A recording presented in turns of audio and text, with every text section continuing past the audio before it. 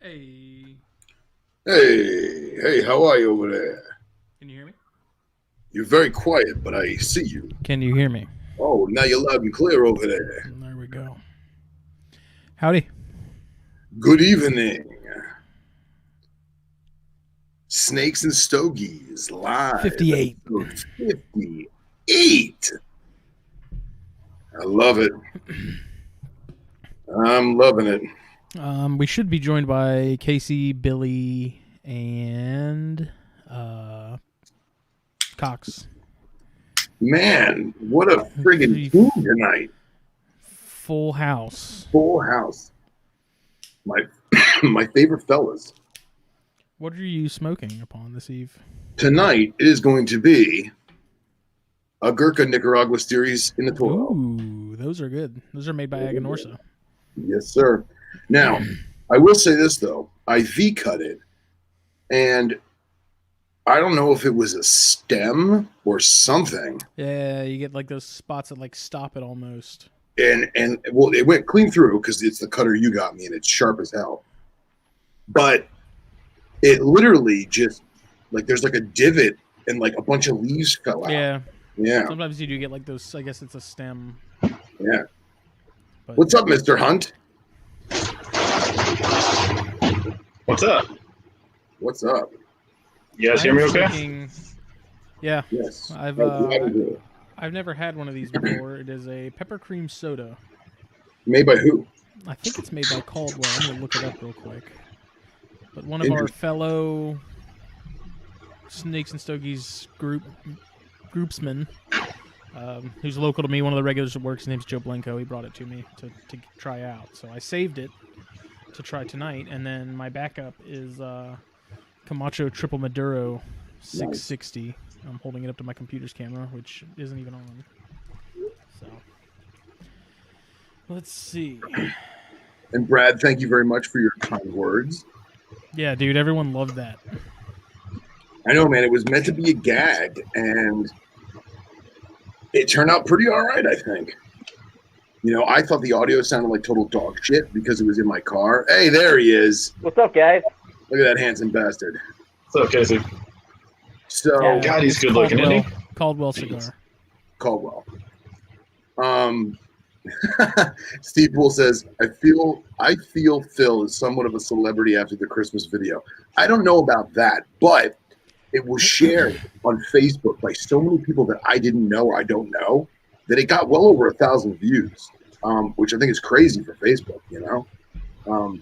Maybe like, Disney will see it and hear your voice and want to hire you for voice work. Maybe.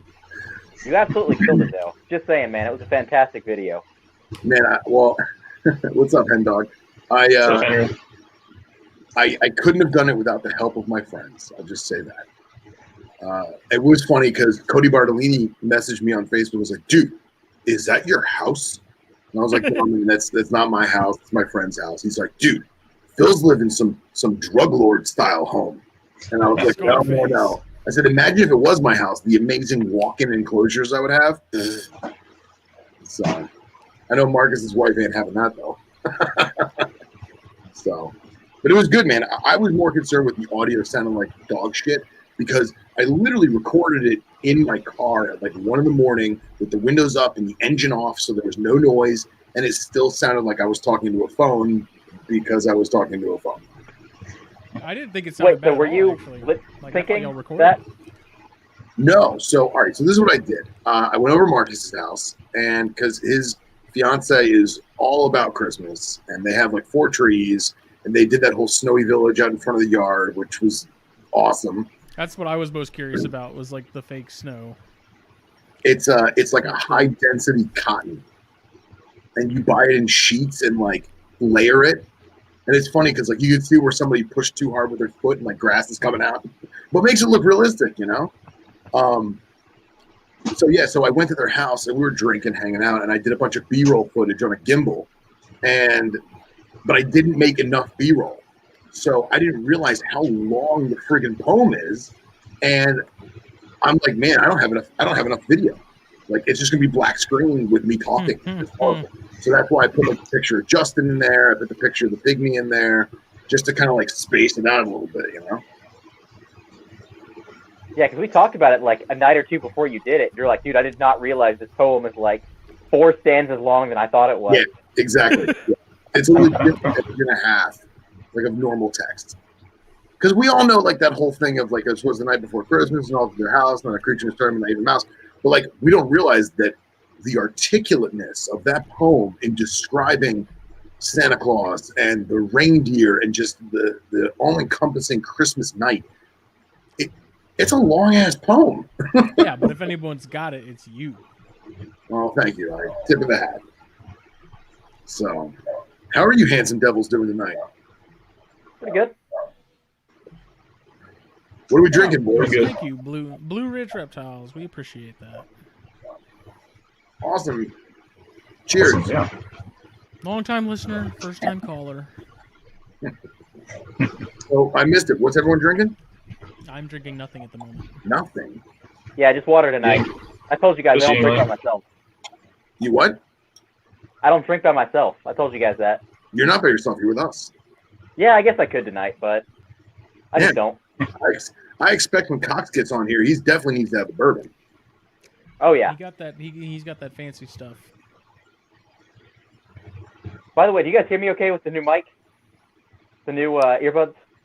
Yeah. All right. Yeah. Sweet. Sound good. Yeah. And Billy's got Yingling? Yeah. The same one that bought all that when you guys were here. You still have that root beer stuff? Yeah. There's like 1 or 2 of them left. That stuff's pretty good. In a month. I still have your bottle, too. Yeah. Better be. Right? It better be. I went over, where the hell was I going? I went over to my buddy's house the other night, one of my friends from work, and there we go. Hey. There he is. Ryan! Look at that, drink in hand. We know. Handle. Look at his handle. Ryan Reticulatus. Like it. I'm a moron, I know. But you sound and look delicious. Whoa. And this bourbon's delicious. Oh, yeah. So what are we drinking, Cox? It's called Blade and Bow. It's made by Stitzel-Weller, who puts out Bullet. Okay. And it's Oh, yeah. Nice. It's a really cool bourbon because Stitzel-Weller actually went like out of business back in the day. So whenever they went under, they just abandoned the fucking distillery in Louisville. They just left it. So they came back and started it back up in the late 90s, early 2000s. And like they just found all these old bottles of old barrels of bourbon. So they do this thing where they like mix it with a new batches, and that's how they make this bourbon. So it's like, 30-year-old bourbon that they mix with new stuff, and it's super smooth. So would that be construed as a blend? It technically, it's like they mentioned, it's like they call it the Solera blending method or something like that. Okay. But That's cool. it's super smooth. It's so good. Nice. Well, I was going over to my buddy's house, and he didn't have any booze. I don't have any sealed bottles, and I really don't like driving around with open bottles, which really doesn't make sense because I found this flask that a friend of mine gave me for a wedding, and I was like, man, I never used this thing. I might as well. So I just filled it full of Hendrix, and now I have to drink it. It works. Looking like a straight homeless man from Florida. Yeah, but homeless men don't have handcrafted tweed flasks. No, they don't. No, they just have They definitely Gatorade don't. bottles. Yeah. They have an old Sobe bottle with a straw. Covered in a paper bag. So, whoever's on the Puget Sound Pythons page says, "Hey, girl, hey." By the way, tonight's broadcast is brought to you by the fine people at Puget Sound Pythons. Hey. Hey. That was smooth, In Phil. fact, it was, boy. I'm going to start calling you Butter because you're on a roll. Speaking of, in the next issue of Herpetoculture Magazine, our monthly top 5 herp room must-haves comes from the lovely folks at Puget Sound Pythons. Nice. Awesome. You will see them in the next couple days when that issue drops. I live streamed putting Casey's article together today, and I'm actually pretty happy with it. It looks pretty good, if I do say so myself. So. Awesome. I tuned in for like a second. I was driving. So I was like, okay, cool. That's actually going to make the magazine this time. You made the cut. I made the cut, yes. Well, you did the book review, too. That's in there. So. Yeah. Excellent. Yeah, I read that book in like 4 hours. It sounds really good. I had nothing else to do on Christmas, so I was just like, okay, I'm going to read this book. I'm going to poop out an article, and that's going to be that. Reading that review made me want to go check that book out because it actually sounds awesome. It's a really cool book. What book was that's that? what you were Does telling it have me. a lot of pictures? What? Does it have a lot of pictures? It's got a ton of pictures in it. I don't like books with a lot of words. I like them with a lot of pictures. Especially with something like that where you have to see what the frogs look like. So the book is In Search of Lost Frogs, definitely. where it's basically the chytrid fungus has wiped out a lot of frogs, but in these small little pockets of forest that are really hard to get to, there are still possibilities of some of these frogs having survived the chytrid that they thought were extinct for like 30 to 50 years. And they're actually going into these places and finding these frogs they thought were extinct. Some of these things haven't been seen since like the 1912s, like 1920s. So it's a pretty cool story. Yeah, it's awesome. Now, has anyone, I don't know if people know this or not, but has anyone gone back to check on those animals to make sure that we didn't cross-contaminate that forest? That I didn't read. I'm going to assume that it's just they're just hoping they're holding on. Yeah. You know, some of them they're able to go back to places like the Amphibian Foundation in Atlanta. Yeah. Which I had a chance to volunteer at, and that's a big regret I have that I didn't volunteer there. By the time I was like, I'm out of college, I need a job that pays me money. And ironically, I just ended up partnering up with Don Patterson at that time, so I could have totally done that volunteer work. It's nice to get paid, though. Yeah, it is. Yeah. I just remember there was a case of some axolotls that were found in Mexico City that they believed the whole estuary was just extirpated. And they found them, and they were like, okay, we found them, we got to leave them alone. And then they came back, and they were doing horrible because the humans had gone there. And then they went back like a bunch of years later, and they were doing 10 times better.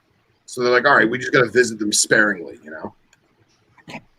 Yeah, there was a very similar case to that in Israel where they had literally drained an entire wetland area. And that was one where no one had seen these frogs for 50 years. And there was one guy there who was like, okay, I'm going to go out and I'm going to look for these things. And there was a doctor that's like, dude, you will never find that frog. And he's like, dude, I'm going to find that frog in a year. And he did. And that was cool. That's crazy. Do you remember what just because the whole, like, I love people that are cocky but back it up. Where he's like, dude, I'm going to find that frog in a year. And like a week before the year passed, he called up the doctor and was like, I got your frog. Guess what, motherfucker? Oh, no. Cox, what kind of headset are you using? Turtle Beats by Beach. Dre? Oh. Turtle Beach. Old gaming headset. I literally got done playing Xbox a minute ago and just Nice. plug in here. Cox, do you have a light on your desk that's not behind you? What desk? You're sitting on top of a Christmas tree tub right now. Is there You're just a shadowy figure. is there a snake in the tub? No, there's no snake in the tub. There's snakes behind the tub, though. Oh, okay. That's better. Now we can see that beautiful face of yours. Oh, hold on. I gotta fucking... Hey, Cox, I think my setup's even more ghetto than yours. You want to see it? Oh, I would love to see this shit now. He's in the bathroom. You guys are like set up on toothbrushes and stuff. The lighting's really good in here, so I'm gonna stick in the bathroom. Awesome. Yeah. Y'all are in here. I bet you if you listen close, you can hear the fucking bubbler going from my fish tank. I don't know. You sound pretty stellar right now, to be honest. Yeah, that sounds good. That's it. I need to keep these Turtle Beaches for whenever I record my own podcast, like everybody else. There you go. And dude, look how far away the microphone is from your mouth. It's crazy. You know, it's like, beep. Yeah, but like I'm always expecting it to be like air traffic controller, you know? The future is now. The future is now. And it's $30 at Walmart. Whew, girl. Nice. That's the way to do it. I am so bummed. This is cracked. No way. Look at that. Oh. What a bummer. Dead to the world. Should have been dropping I'm before. still gonna smoke it. I didn't do anything to it. I put it in humidification. That was a flashback of last week's episode about etiquette. Finger fucking the cigars. Yep. Took me a minute. Sniffing them. Yep. So I made mention that I had made a custom backdrop for a vision cage that's adhesive vinyl. Oh yeah. And it was going to be for the Southern Copperhead that my buddy got in Georgia by Casey. And I got like 20 pounds of red clay sand from the area it was caught with pine needles and rocks and stones. And I was going to make up this big naturalistic vivarium with a picture of the actual woods that I took and had this custom vinyl made. The snake has since passed away. Not because of any illness, but because it had a very, very bad stuck shed on its tail and it got sepsis. Unbeknownst to me, I wasn't aware of it. But now I think I'm going to use that as my backdrop like Justin. So now I have to go to Home Depot and figure out how I'm going to do something back here. Get a cheap piece of like plywood or PVC or something. And I like the tree. Keep the tree. because I still have to, I'll try and send you this camera tomorrow. I'm just picturing that one hurricane from being a really bad day. I'm going to bring it inside, obviously. So, Justin, what's on the agenda for this evening? I don't really have any. I didn't like the days got away from me with the holidays and all, so I don't have a bite report. Okay. I'm That's all working right. on some over-unders. Okay. If any of y'all have any, message me them on Facebook so I can add them to the list. All right. I have one that's probably gonna like upset people, but that's okay. Oh dear. Because they're supposed to be like fringe things where it's like, yeah, some people will think they're overrated, some people will think they're underrated, some people will think they're neither. Ball python. No, not that obvious. I know. I'm looking at you, Billy. Wink. Tiger. Because I figured I'd also do like some cigars and stuff, but since, I mean, you and I are currently, at least this evening, are the only ones that really smoke, we'll probably go over some heads and people won't understand. Yeah, me and Billy would be no help for this. Why padrones are, either overrated or underrated, depending on how you look at them. I'll say they're overrated. I think it comes down to the type of padrone. All of them. The whole All of brand. them. The entire brand. I don't know about that, pal. I don't know about that. So how was everyone's holiday time? I'm assuming everyone was Christmas. Mine was uneventful. It was nothing, not like a bad way. Just my parents were out of town, so we didn't really hang out with them. But it's all right. Nothing too crazy. I didn't have any cell service, so I couldn't tell you. Yeah, we didn't do anything too exciting. I did it with my parents, my brother. I spent most of the day reading for that book review. So Christmas Day, nothing too exciting. I think it was pretty low key for everybody, just because of Yeah. COVID and whatnot. As 2020 Christmas could be. Did anyone get anything exciting for Christmas? I got Ooh, Dave I got Matthews vision. Band tickets. Nice. What'd you say, Casey? I got some night vision goggles. I haven't gotten to play with them yet, but I'm really excited to try them out. Wait, Are you what kind of moving? night vision goggles? Yeah, can you move them right now, please? What? Cox and I need to see them right the fuck now. I don't have them with me right now. Put them on, But I Tom will send a Clancy. picture. Okay, we need to talk. What kind of night vision is this? I don't know. My mom got it for me. She was like, I saw it. It looked cool. So it's probably not Phil Wolf level night vision goggles. They're not PVS 14s. Calm down, Phil. No. They're not PVS 14s. If it's, Phil, you're going to look at them. You're going to tell me I'm lame. You're going to tell me I'm not on your level, and I'm not on your level when it comes to my night vision goggles, and I'm just going to have to accept that.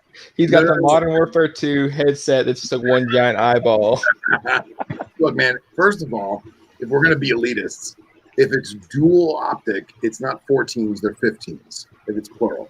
Oh, fuck off. Second of all, night vision is night vision, man. I don't care if they're fucking panos from fucking L3 and they cost you $46,000, or It's the fucking little digital camcorder that your mom got that attaches to your cell phone and looks really cool. Night vision. I'm totally game for that. The Discovery Kids brand from Sharper Image that has like the little flashlight with the bulb and the Look, FLIR came out with a thermal imaging objective camera that is a battery pack. It's a cell phone case with a battery pack that plugs onto your iPhone, and it gives you thermal imaging that is no different than the shit they have on the marine boats or that the electrician uses to find the hot spots in your wiring. And that shit's awesome. It seems kind of, I don't see Casey exactly going out and like stalking people with night vision though. But stalking snakes though. You know where they would come in handy is Chili's. Chili's. Or trying to find that Justin long and I lost have a angle. date at Chili's on the night. What'd you say, Cox? That long lost what? I said, or he's trying to find that long lost sandal. Yes. Yes. Can we name it Wilson? I wish you guys I could think have it would have seen been the him. funniest thing ever if Phil like went to the store and figured out what kind it was and just pretended like you found it the next He day. left it out in the parking lot of Walmart for a week so it looks all dirty and grungy. He's like, look, I found it. Yeah, right? It was in Boca the whole time. Mm-hmm. They just washed up on the beach. I wish y'all could have seen him the next morning and just how ashamed he was, missing one sandal. Dude, I was covered in salt water, car grease, sweat. It was a rough morning, okay? I did a total walk of shame that morning. I completely forgot about the I was still wet. It's Yeah, like that that was hangover. funny. I don't think I was kind of hungover, but not, I think I was more exhausted because we didn't go to bed until like 4 in the morning. Like, You didn't. Totally. I went to bed at like midnight. I walked Smitty back to his hotel room. no. That was the night where we didn't even like start partying until like 11 o'clock Oh yeah, I went to bed because because y'all we just helped Billy fucking change the disappeared. tire. Oh, me that's and, right. That's Me and right. Irvin smoked like 2 cigars, and then I was like, yeah, I'm going to bed. Yeah, that's right. Yep. Y'all left us. Some friends you are. Yeah, right? No loyalty. We didn't know where you went. You weren't answering your phone, so No respect. No respect. They give me no respect. So y'all bailed on Billy too? No, we helped Billy. Oh, Yeah, we fuck were. off. Bill and Fuck I off, were Ryan. changing Billy's tire. Jeez. I was like, I know what you really think of me. everybody says I bailed on Billy, but actually, y'all actually bailed on Billy. No, we didn't. Cox, you don't count. You weren't there. Thank nobody God. bailed on Billy. If anything bailed on Billy, it was the car. I know that if Cox was there, he would have been in the grease pit with Casey and I helping Billy. Probably would. That's not a lie. Unlike some other hosts of this show. I don't want to get dirty, man. All you had to do was answer your phone. That is true. I still think the scariest part though was when the Yeah, truck Casey fell almost off the died. jack. When we were like all surrounding like the tire where it could have fallen on any one of us. Jesus. Well, yeah, I think the funniest part was we were just talking about how I hope this jack doesn't fail because it would crush us. And then like 8 seconds later, it's like, eh. Yeah, that was scary. Casey almost got the whole truck on him. Casey, get out of there. Jesus fucking Christ. See, but if I had had my legs cut off, then, because I've thought about this, if I get my legs cut off below the knee, then I can be tall. Like, I can get fake legs that make me whatever height I want to be. So, Quit like, trying to fucking one up Austin Warwick. Quit that right now. That's hilarious. like I can get like cool robot legs, like the ones that like make you hop around like a rabbit. Like, I've thought about this. I wish Austin was here because you know he would come up with some dry comment, be like, "Nah, man, it still sucks." Didn't stop your mom. Motherfuckers, y'all are out of hand. I swear to God. Mm-hmm. See, that's my problem though. Like, dude, I got the upper body, like from like my knees up, are from a guy that's like 6 foot, and then I got like these little bitty like corky feet You're a that make corgi. me short. So what, you're built like an orangutan. That's what I'm hearing. A little bit, yeah. I feel your pain, Casey, because I'm all torso. No arms, no legs, just torso. He's in his Yeah, knuckles anyway, dragging reptile around. Yeah, right? Reptiles? That's what this show's about, right? Actually, no. Casey's more of a gibbon. He's not an orangutan. He's a gibbon. Yeah. He walks around. He has to carry his arms up like this the whole time. It's like fuck. That's good. Oh my god, I'm totally superimposing Casey's head on a gibbon later. Wait, where's Dominique when you need her? Yeah, where the fuck is Dom? Yeah, what is she doing? Not here. You know she's doing homework. There's some assignment she has to do. She's not. She's graduated now. She's There'll she's still off be- for like a month, isn't she? I'm There'll gonna still No, be I've an been on the assignment. group in a little while, but like I'm she's text been off her. a bit. you text her right now, Cox, because she's on a vacation in between school and her new job. Can you put Casey's face on a gibbon monkey? Thanks. Yes. Hey, Well, gibbons that's- are apes. Gibbons are apes. Get your stuff right. Oh. They're part of the Great Ape family. They are the smallest member of the Great Ape family. You get it right. Is that the best Cox impression you got? No, that's straight up Northern Georgia. That is a Northern Georgia accent. If I ever did Northern do one. Georgia. Good. Tell you Yeah. what, man. You always said fucking movie the campaign. That's all I'm picturing. Yeah. You know why pugs have such short snouts? Because they were bred to fight lions. What the fuck is All I this remember show? is when he punched the baby. Oh, yeah. That's all I remember from that movie. Filipino tilt-a-whirl workers are the backbone of this country.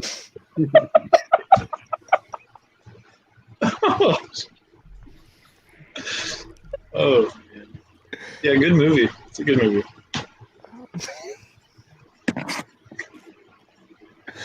Oh fuck! I'm talking to a new young lady in my life right now, and she just texted me because she's watching this, and she says, "If he gets to be a gibbon, I get to be a capuchin." So I said, "Okay." All right. Yeah. You think you should Hello, go with like a- Phil's new young lady. We're sorry in advance. Right? You have a choice. It's a dumpster I'll fire. bet Turn you away it now. it was that night before Christmas video, man. Yeah. Something like that. Oh, So she just I got a texted little me. aroused when I saw it. She just texted me. She says, "You wanted pictures of me in the bath? Well, here's some pictures of me in the bath." Look at that little guy. Nice. Oh man, this show's out of hand, boys. So Out of I hand. need opinions. Let's hear them. don't do it. Okay, there we go. Problem That's solved. it. I want to know what it was. I think you should do it. Yeah. I think you should. You Should taking a vote? I'm trying to decide on when I should put the Jansen eye together. I put the female shed in with the male, and he was kind of checking it out the other day.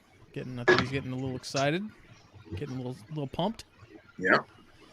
I was planning to pair him sometime in January, but I'm thinking I'm going to do it within the next, maybe within the next week. Do it right now. Do it tomorrow. Right now. They'll breed just about any time. Yeah, Yeah, that's what I figured. You know what? No, don't do it right now because we're doing a show and you're going to be preoccupied with them. And are they eating each other, killing each other, flopping around the cage on each other? Do it tomorrow. Just introduce and see. If there's no interest, then wait a little bit. Just keep trying. I mean, Yeah. even then, like they could reasonably stay together. I think without any problems. Like as Yeah. far as stress and stuff, I'm out of that room most of the day. They've got a lot of coverage, so I think they might be all right. But I don't know. Okay. But other than that, I'm just waiting for Valentine's Day to get here so I can pull Bairds and Corns out of cooldown, start feeding them, and then getting them prepped for pairing. So I'm in the same boat with my Ridley eye. I kind of want to wait till it warms up a little bit and then try to hit them with food for like a month and then put them together. is that your first time breeding those, or have you bred those before? Be my first time. I want those other ones, the Gronkowski or whatever, the Gronkowski. How do you... Goranowski? Yeah, the Sumatrans. Yeah, those are sweet. Yeah, they're cool. All the importers are bringing them in right now. So. Ron has some, so I'm just going to wait for him to produce them. It's a wise strategy. I don't have to worry about about wild caught. room that you're colubrids for, Justin? Huh? How long do you usually brewmate your colubrids for? I'm doing like Thanksgiving to Valentine's Day. Okay. It's pretty standard. Because I put my stuff into cooling Grabowski, not Gronkowski. very into October. So I'm kind of considering taking out the bamboos right now. But I don't know. How long have they been down? Since October, but it didn't really get cold until like middle of November. So you think I should wait like another month? Probably wouldn't hurt, but at the same time, I have a hunch that they probably don't experience a ton of warmer weather. So even like a deep cool down for 2 or 3 weeks or whatever, I would think would maybe do the trick. I don't know. I'll wait another month then. I mean, I figure there's way more harm than me coming out too early than me like waiting a little too long. It's a good idea.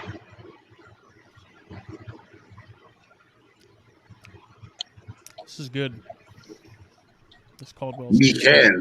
Michael says Gabrowski. Yeah. What's up, Miss Gronkowski, Guranowski. Amanda Rua. Amanda Rua. What's up? What's up, Amanda? The Daytona dates have been announced for 2021. Pretty pumped. Excellent. Excellent. I have a hunch, and I'm hoping that by the time it rolls around, all the COVID stuff will have been sort of settled down. And I think it might be one of the better Daytonas that we've seen. Hope so. Yeah, I hope so I'm ready too. for it.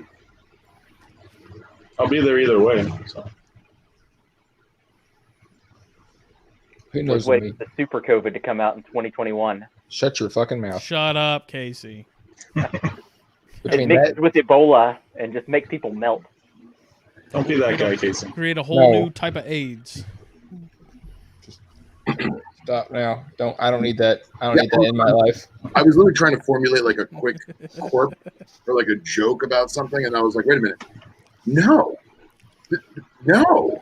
This is horrible. I'm going to be going to Daytona with a gas mask on. It's going to be horrible. We'll probably still have to wear masks. Still a vacation. Hazmat suit and shit. I feel like that'll still be going on. Yeah, probably. Eventually, we'll all dissipate. Yeah, we'll see. Good pep talk. Yeah, right? It's screwed. I'm gonna get that shot as soon as I can. I don't care if they're putting a microchip in me. Just let this be over with. Just do it. It doesn't matter. You're still going to have to wear a mask because they don't know you had the vaccine. I'll get it. I'll get You my get, little. you get the identification Band-Aid. card. You get the Yeah. Band-Aid. You just keep that on. Keep it Apparently, dry. Kentucky's gonna give an ID card. You're good. Yeah, they're going to track it somehow. Yeah. Yeah. No, Kentucky, I think that's they're working on part of the DMV. Because every now and then when I'm driving, I listen to the governor's press conference every day at 4. I'll just be like, my headphones are dead. Let's turn on and see what he's saying today. And they're apparently going to work on once you get a vaccine, whether it's Pfizer or Moderna, and you finish both cycles, they're going to give you a little ID card. That way they keep track of who's already been vaccinated and who hasn't been. You're So welcome. I bet the Pfizer and Moderna thing is going to end up being like an iPhone versus Android thing, where people are divided as to which one they got. Send me that right now. Send me that right now, please. That's good. That's I want going to see it right too. now. Her turnaround time is so fast. It is. She's a pro. That's what she does for a living. She superimposes people's face on the Givens? Yeah, No, that's fucking. There's a job for everything. there's a job for everything. She's magic. She is magic. God bless her. She can pull out anything. Oh fuck. But as far as reptile stuff in general, I mean, it's pretty quiet here right now. Does not look like chondros are going to happen for me this year. Oh, Damn. That female has got something going on.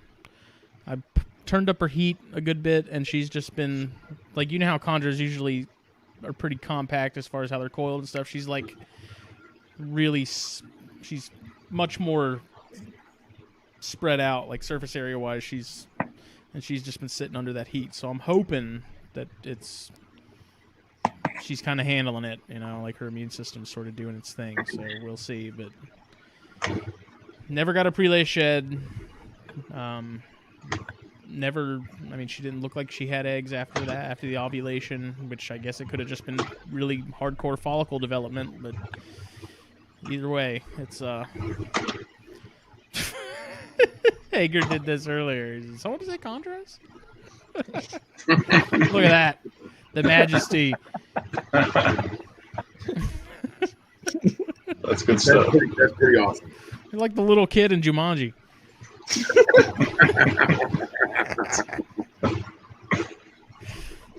That's awesome. Yeah. So, I mean, it's like at the same time, like, it sucks that the condos aren't going to go. At the same time, it's almost kind of like a little relief because it's like, okay, I can kind of kick back and just focus on the Boyga and the colubrid stuff. And, I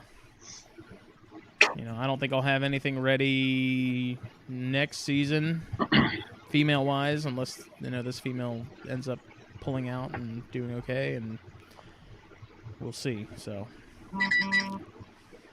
'tis a bummer, but it is what it is. It sucks. Yeah, it happens, man. She'll bounce back, though. I don't know what it is, man. I mean, she was cruising like crazy.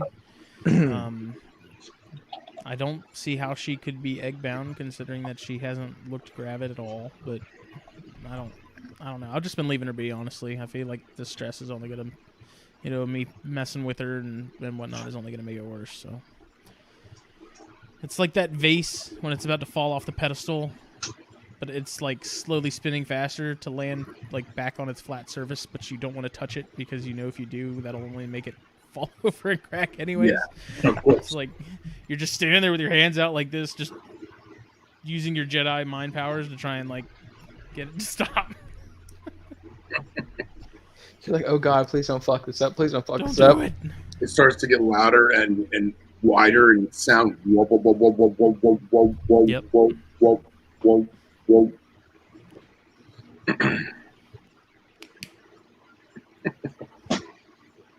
Yeah. Well, you just gotta get time to take all those little red and green worms. Yeah, all three of them. Those are going to keep me real busy. Well, then you get a second clutch. Yeah, but those aren't going to hatch until the end of March. You got time. So how are the little red and green worms doing? They're doing good. One of them, surprisingly, I offered live pinkies straight off the bat, like the smallest ones I could get out of my breeders. And one of them ate it completely on its own, unassisted, unscented, just as is. And then the other two I offered, they didn't take it. I scented with one of the Turkey-giz geckos. They didn't take it. I offered some dart froglets. They didn't take them. So they got tails. So I don't know. We're gonna see. I may snag some more day olds. I noticed when I was cleaning mice today, I got a big healthy pile of day olds. So let's see if I can get some of those and offer them up and see if we can go for 2-0 on that one that's eaten. So. Yeah. What have you got to lock up this year? What? Me? No, I said Billy. Billy's had a lot of stuff looking up yeah. in the last month and a half or so, right? Yeah. Let's see. I gotta look. I'm pretty confident I'll have albino caramel jags. I'm getting locks from my striped jungles. Getting locks from both of my Nova Guinea pairs. Nice. Yeah. My zebra and jungle are starting to cuddle a lot more. I'm starting to see some good stuff from the Max. I haven't seen any locks yet, but they're starting to show good signs. And that's paired up right now currently. Yes. Awesome.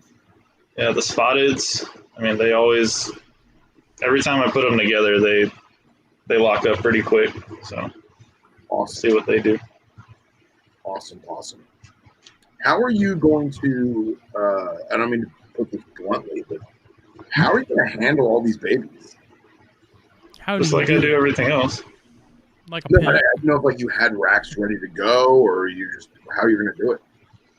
Well, I have 2 homemade racks that hold 30 apiece, and then I have there's one of them there, and I have the big stack of sea serpents. Sea serpents. I'm just gonna get probably another stack or 2 of the sea serpents ones. Okay. And I have a 15 quart AP rack. Sorry, Justin. That I haven't put together yet. So that'll give me, more space that I can put other stuff in. So. Don't get me started. Don't get I my know. blood pressure up. I apologize. But yeah, I'm excited because I was planning to have a bigger year last year. You guys remember how that went? So Yeah. I'm trying to play it cool and not get excited this year and just see what happens. Right. I'm pretty good with, as far as if I have a lot of babies, like I'm pretty good with time management, and I have my routines on how to take care of stuff quick and all that. So I feel like it'll just take a little more time. I I think it'll be all right. I wasn't saying that you couldn't do it. I was more curious as to how you were going to go about that volume. Because if this year, if all the pairings, let's just assume all the pairings are going to be successful, this is going to be the most babies you've ever produced in 1 year, correct? Oh, hands down. Yeah. It's exciting. But Billy's a pimp. Yeah. He can handle it. Well, that, and then I got so many local shows and stuff. I really haven't hit the online market, like I probably should have, but I haven't really produced a lot. So it'll be a good, if I do end up with a lot of babies, it'll be a good gauge on where I want to be, as far as numbers and stuff. Right. Yeah, I definitely feel like 2020 was the legitimate blossoming of herpetofauna online. Oh, yeah. Nobody else had anything else to do. I mean, shows weren't happening, so everyone was like focusing on what they got. Yeah. I think it also has to do with more of the shoppers going online, obviously, because of COVID, Oh, yeah. I mean, those stimulus checks and stuff, I think, like, that was a big stimulus for the hobby. Dude, it cleared out Morph Market when they first hit. Crazy. Like, you were just watching stuff, you'd see something one day, and you're like, oh, that's cool. Oh, it's gone. It's gone. Yeah, I bought a snake with mine.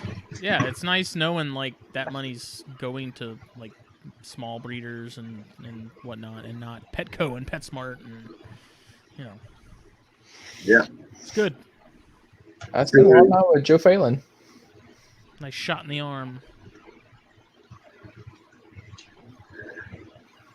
Oh, fuck. Yeah, I'm hoping things go crazy again with the next check coming in.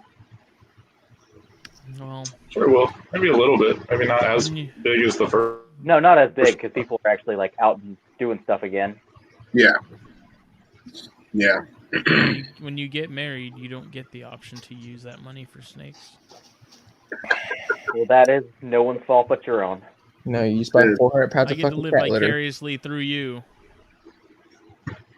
I'm going to order that cat litter, and I'm going to get it sent to someone on your route just so you have to. I will fucking fight you. I will fight you. I hope you read the label. I'm sure you can order special 45-pound instructions. weight. Fuck you, Cox. Yeah. Fuck. I hate this so That would much. be a hilarious joke, Casey. If you did, like, you got like scrap metal, and you bought a scrap metal heavy shit. Just put a bunch of cinder blocks in a box. Yeah, and you wrap the shit out of it and send it to Cox. Send it to someone's house on his route with his name on it to Ryan Cox. And they get it, and they don't want it. So after he's like spent all that time and effort, like dragging it to the front door, they're just like, "Dude, no, get out of here." I have to drag it back up. Yeah, I refuse this package. Return to sender. RTS, bitch. I'm like, The return address is Cox's house.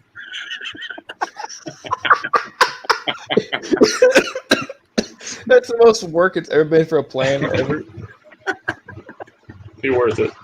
So much research has to be done, and I help you with a bit of it. Dominique will help me. She probably knows where you live. She's been there. I think she's the only one of us that has been there, right? Not the new place. No, she went to my parents' place. So I still live there.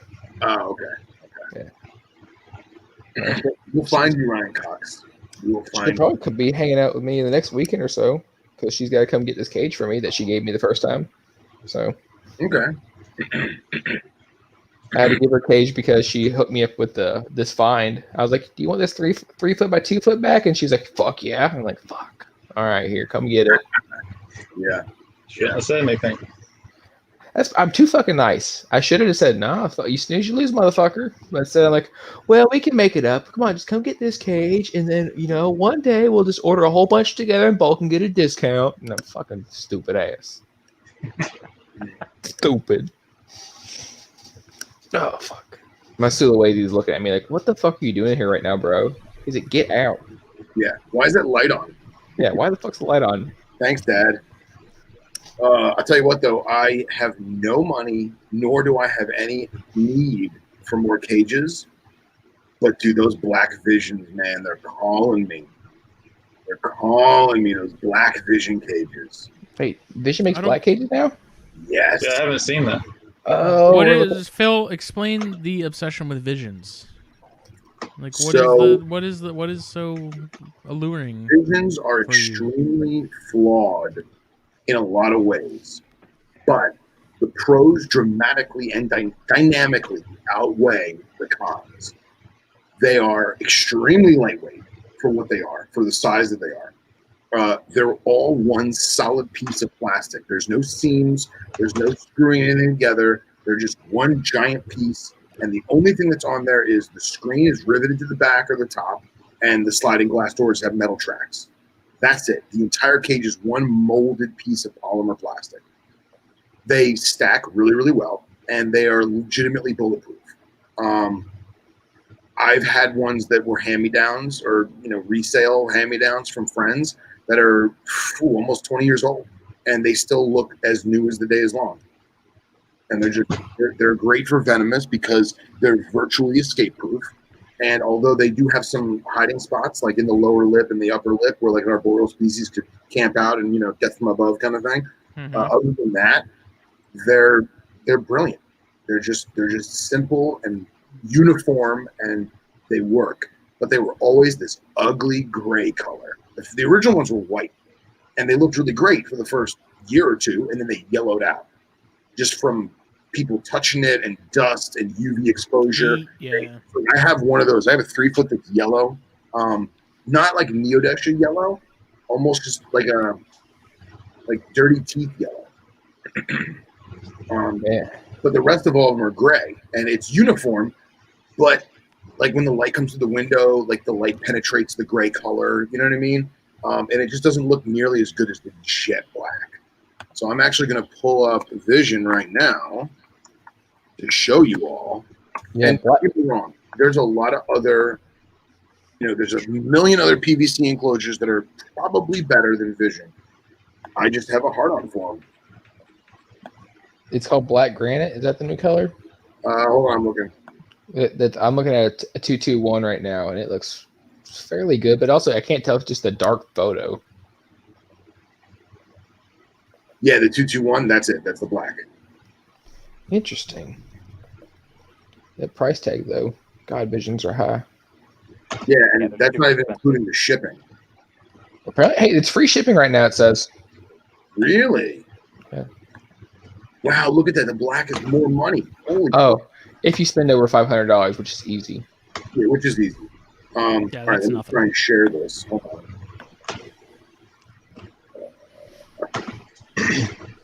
Application window. What's that? Oh, I've clicked the wrong button. Oh no.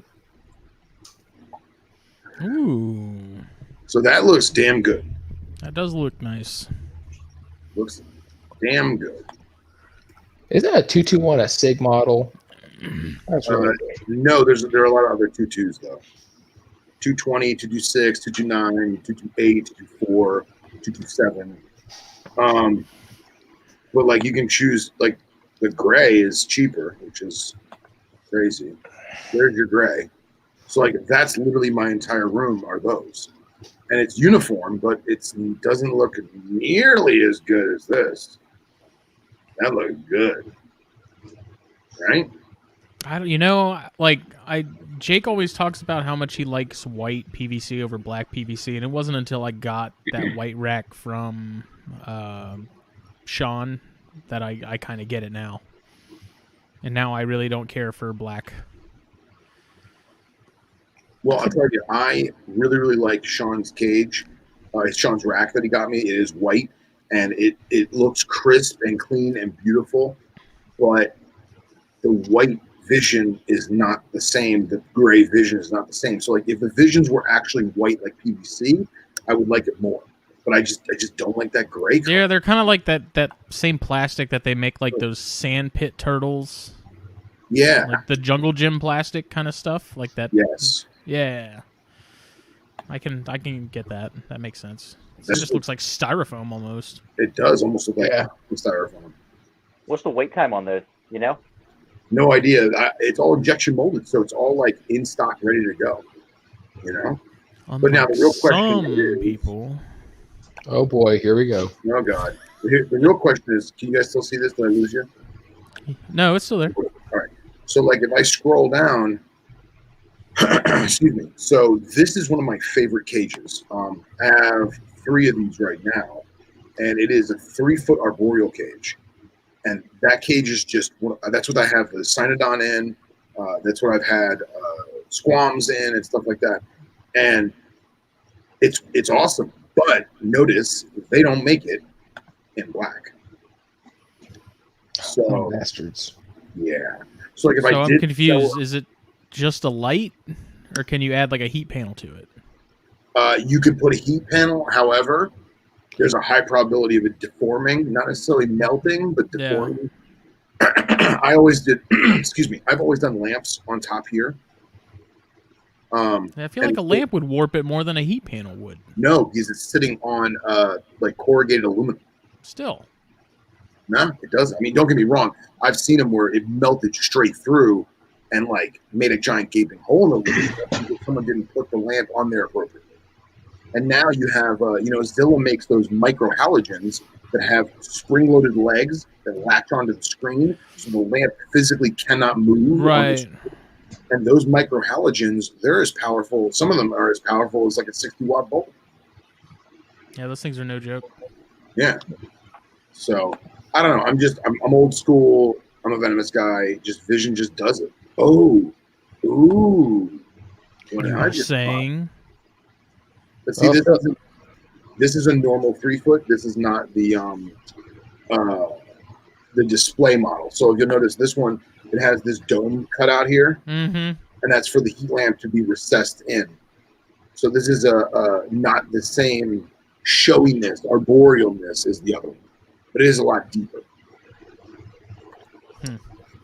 See, I'm trying to figure out what I want to have Sean make. I think I want to do something for the Cyanea that I can divide, but I want it to be something tall, not necessarily like super wide or anything like that. Like maybe 2 foot by like 4 high, but have it so that he split it down the middle, so I can have the male on one side, the female on the other. But then I also think about the Jansenii and if I should move them into something that's also divided, but not necessarily higher, but longer, and I can't really decide. I think the Cyanea are going to need a bump before the Jansenii do. Are you thinking about doing like a trapdoor style, or were you? Because I've seen some retic keepers where they have they'll have a 12-foot enclosure, which is like a removable divider. Well, and then they have walls that actually is held in by like 6 screws or whatever that are capped over. Or Lawrence Kensington, I remember he talked about having just a trap door in his scrub enclosures. So he would just open a door and just let the male go into the female's cage. I love that design so much. Him describing that makes me want to do it so bad because it's so smart. Dude, his cage, whenever I listen to that NPR episode and whenever he's on Joe's episode, I listen to it all the time just to get ideas on keeping. I'm like, yeah, you could do this, or you could do this. Yeah, I love that. I love the idea of the removable door that he's got whenever What's he say? Like whenever the mail starts like going towards that door, because Yeah, when the mail starts pushing on the door, he says when he removes the door and lets them in. That's so smart. I love that idea so much. See, I can see it working with chondros pretty well too. Like if you had like a little porthole in the top for chondros, and when in the mail, he's like, "Let me in there, bro," and you're like, "Okay, little buddy, here you go." Yeah, you don't have to touch them; just let them go in, and then they still have the ability to like get away from each other. Like the mail can still go back in that other cage. That's so smart. I love that idea so much. I'm getting that XT4 from Black Box. That's what the scrub is going to go in, because he needs like a dedicated thing instead of just the the setup he's in now. And then that pretty much just leaves like the Jansenii, which they're good for now, and then the Cyania. So I don't know. I think if you give, I think Boiga in general, or like if you give them the space, they're gonna use it. Like they're not a species that's gonna be wasted on. I need to figure out what I'm gonna do with my adult blue tongue. I don't quite like eat them. The dark Rex. I like what TC Houston does. I really want to try to do something like that.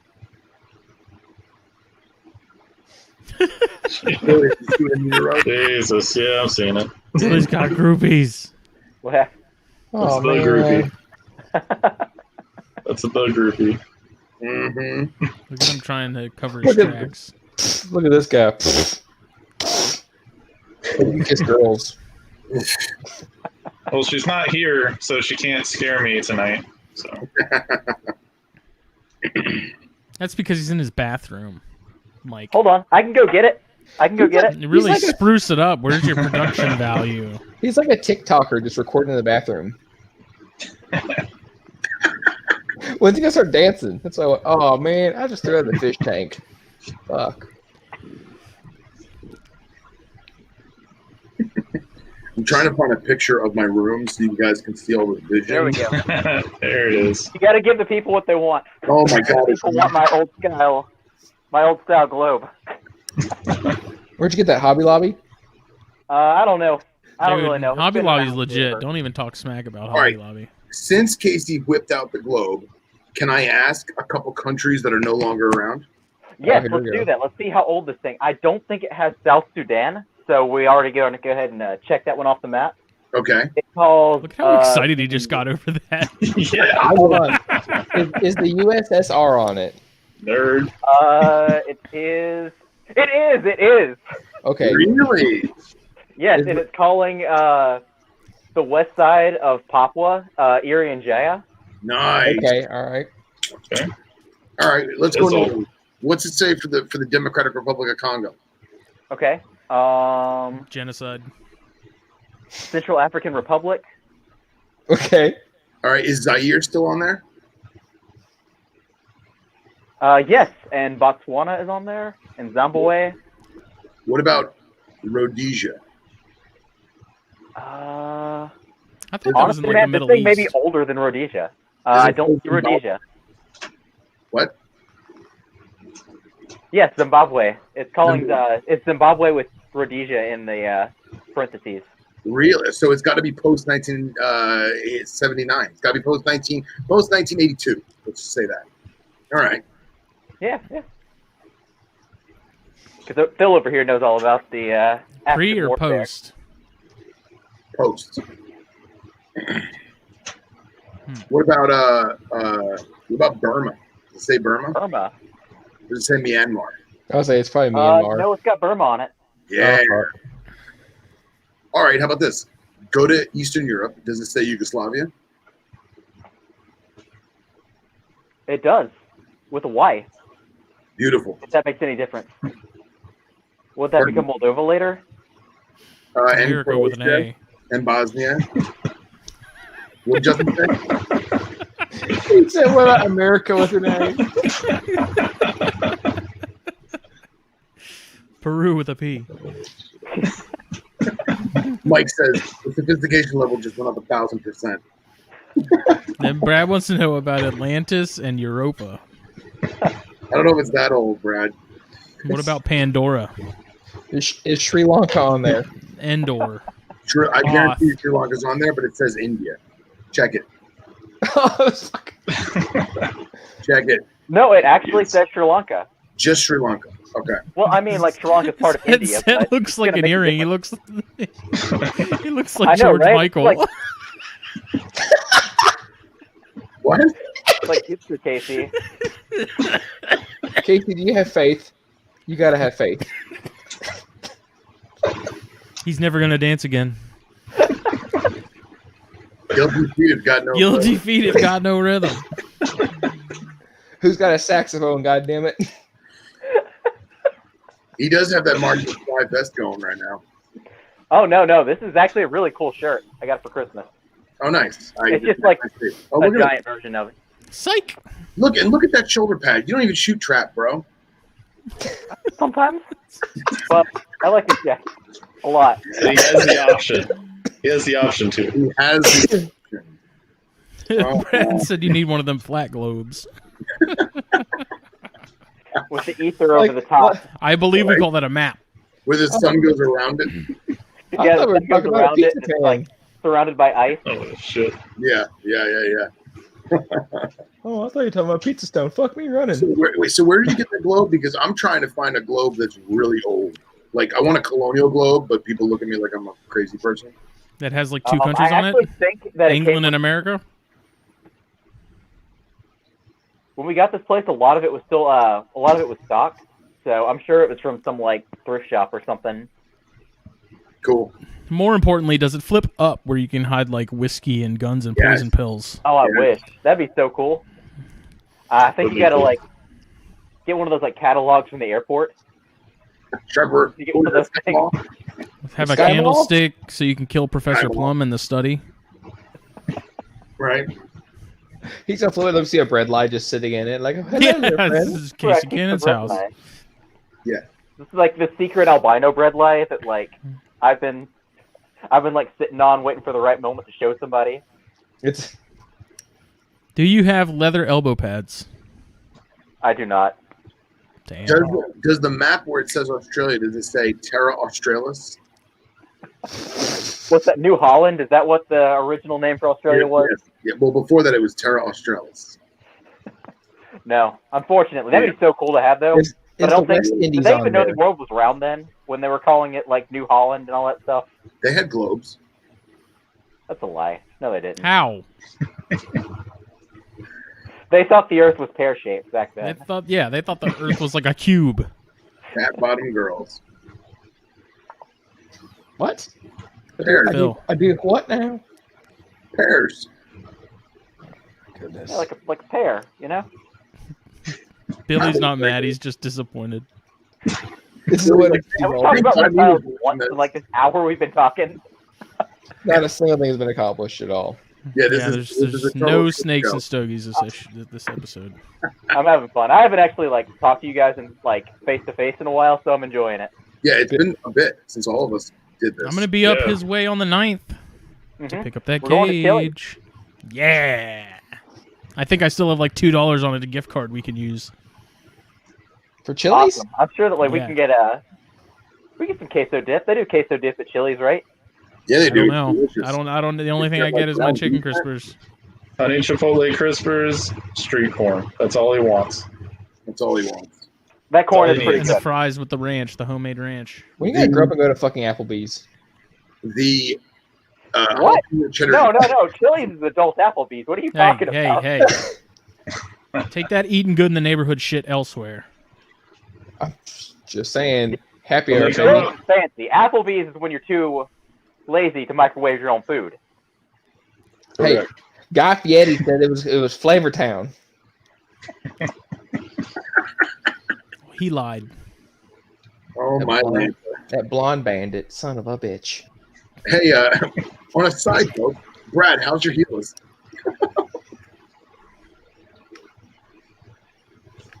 I want Gilas.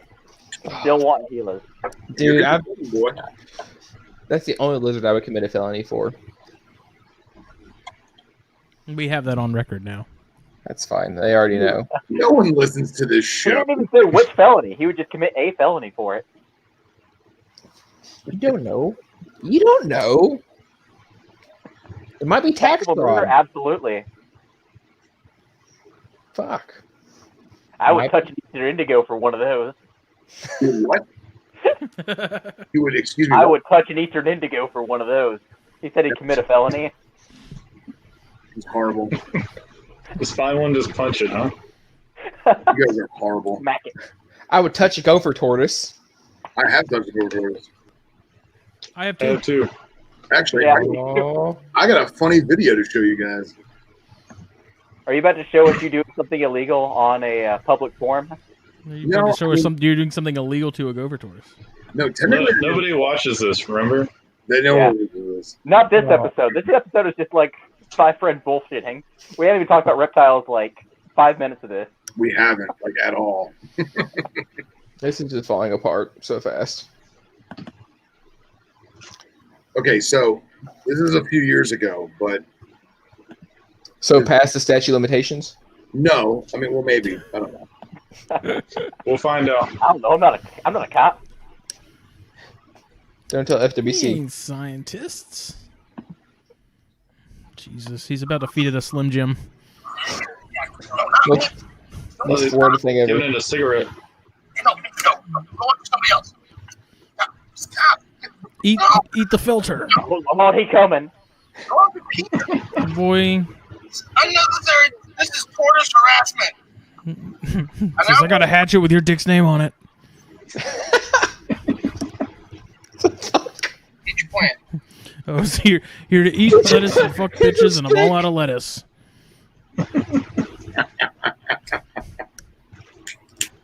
Oh, fuck. They're like the sandhill cranes. They know no one can mess with them here. Fucking sandhill cranes. Them rat bastards. Brad said the Gilas are still sleeping till the end of February. Nice. Keep me posted, Big Pappy. How are yours doing? Did you figure yours out? They're chilling. They are Like in literally? they're not chilling as much as I'd like them to be, but they definitely know that it's winter.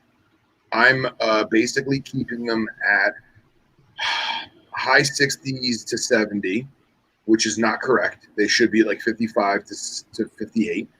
But I can't put them, I can't use the chiller. It's too cold and I'm going to hurt them and I don't want to do that. So I'm basically doing it the best way that I can for this season. I'm going to probably what's today? Today is Monday. So probably Wednesday night, maybe Thursday night, I'm going to put them in the deep, like it'll be like 40, it'll be like 50 degrees, like 49, 50 degrees. I'm going to do that for like 3 or 4 hours for about 3 or 4 days and then slowly start to bring them out. And then it'll be it'll be almost 2 months and fingers crossed. Because You could do, Phil. what's that? This is another law-breaking thing we're talking about here. You could send them to me, and I can cool them down properly, and then I can send them back to you. Because it's a possibility I can just cool them down with my blue-tongued skinks, I can't which are do that. basically Australian Gila monsters. I can't do it. I was legit thinking about bringing them. I'm not going to do it because I don't break the law. I'm not. My brother lives in North Florida, and I was like, oh my God, I could put them in a locked wooden crate and just put them in his garage and just leave them there.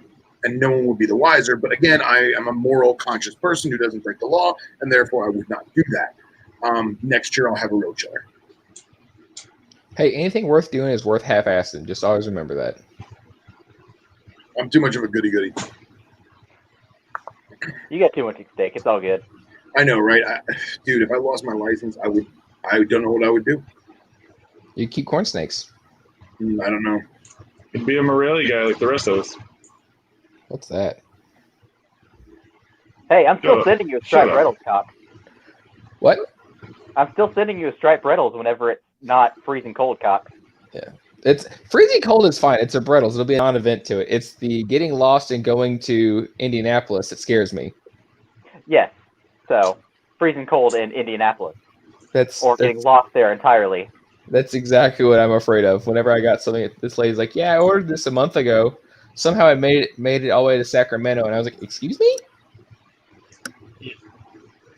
Don't like that." Yeah, like, maybe into next month I'll get you a striped Reynolds. That'd be so How's your Brettles doing? They're awesome. I think they just shed. Nice. Oh, Nice. fuck. I'm gonna be all shadowy again. My Brettles are being dicks. My Brettles are angels. My Mellow. I wish I had a Brettle. They're horrible. You wouldn't like them. You wouldn't like them, Casey. If You you don't breed Brettles, you're an idiot. For those of you who don't know, they're watching. Casey Cannon is arguably the leading Bredlie breeder in North America. That is a entire lie. It's a lie. But I appreciate the. I always say, You may not think so, but we do. We do. He can't even spell bread lie. I can't. Bredlie. Bradley, Bredlie. It's Brett Lee. Sorry, Scott. you're gonna summon Iper if you say it too many times. No, that's if I say niche. Oh, Ooh. now you're No, he said Really Iper. pushing it. Niper. I say Post nice. show up, it's Sniper. Oh my God. If Scott and Nip Nip had a love baby, it would be Niper. And it would have to be a sniper. It would be Niper the Sniper. Oh God. He's a taxonomy fucking devil. Taxonomy's already the devil. So The taxonomic terrorist. Here's the thing. I just really had this like weird thought. I was listening to a couple podcasts today, and like, why is everything the same? Or there's a lot of stuff that the taxonomic name gets recycled a lot, like Charles Bogardai, Carinata, stuff like that. Like you hear it a lot. I'm like, Dumarelli. what the hell?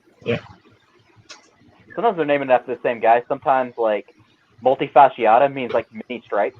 Yeah. So there's like a ton of stuff called like something multifasciata. Yeah, or like Viridis. Variable. Or Yeah.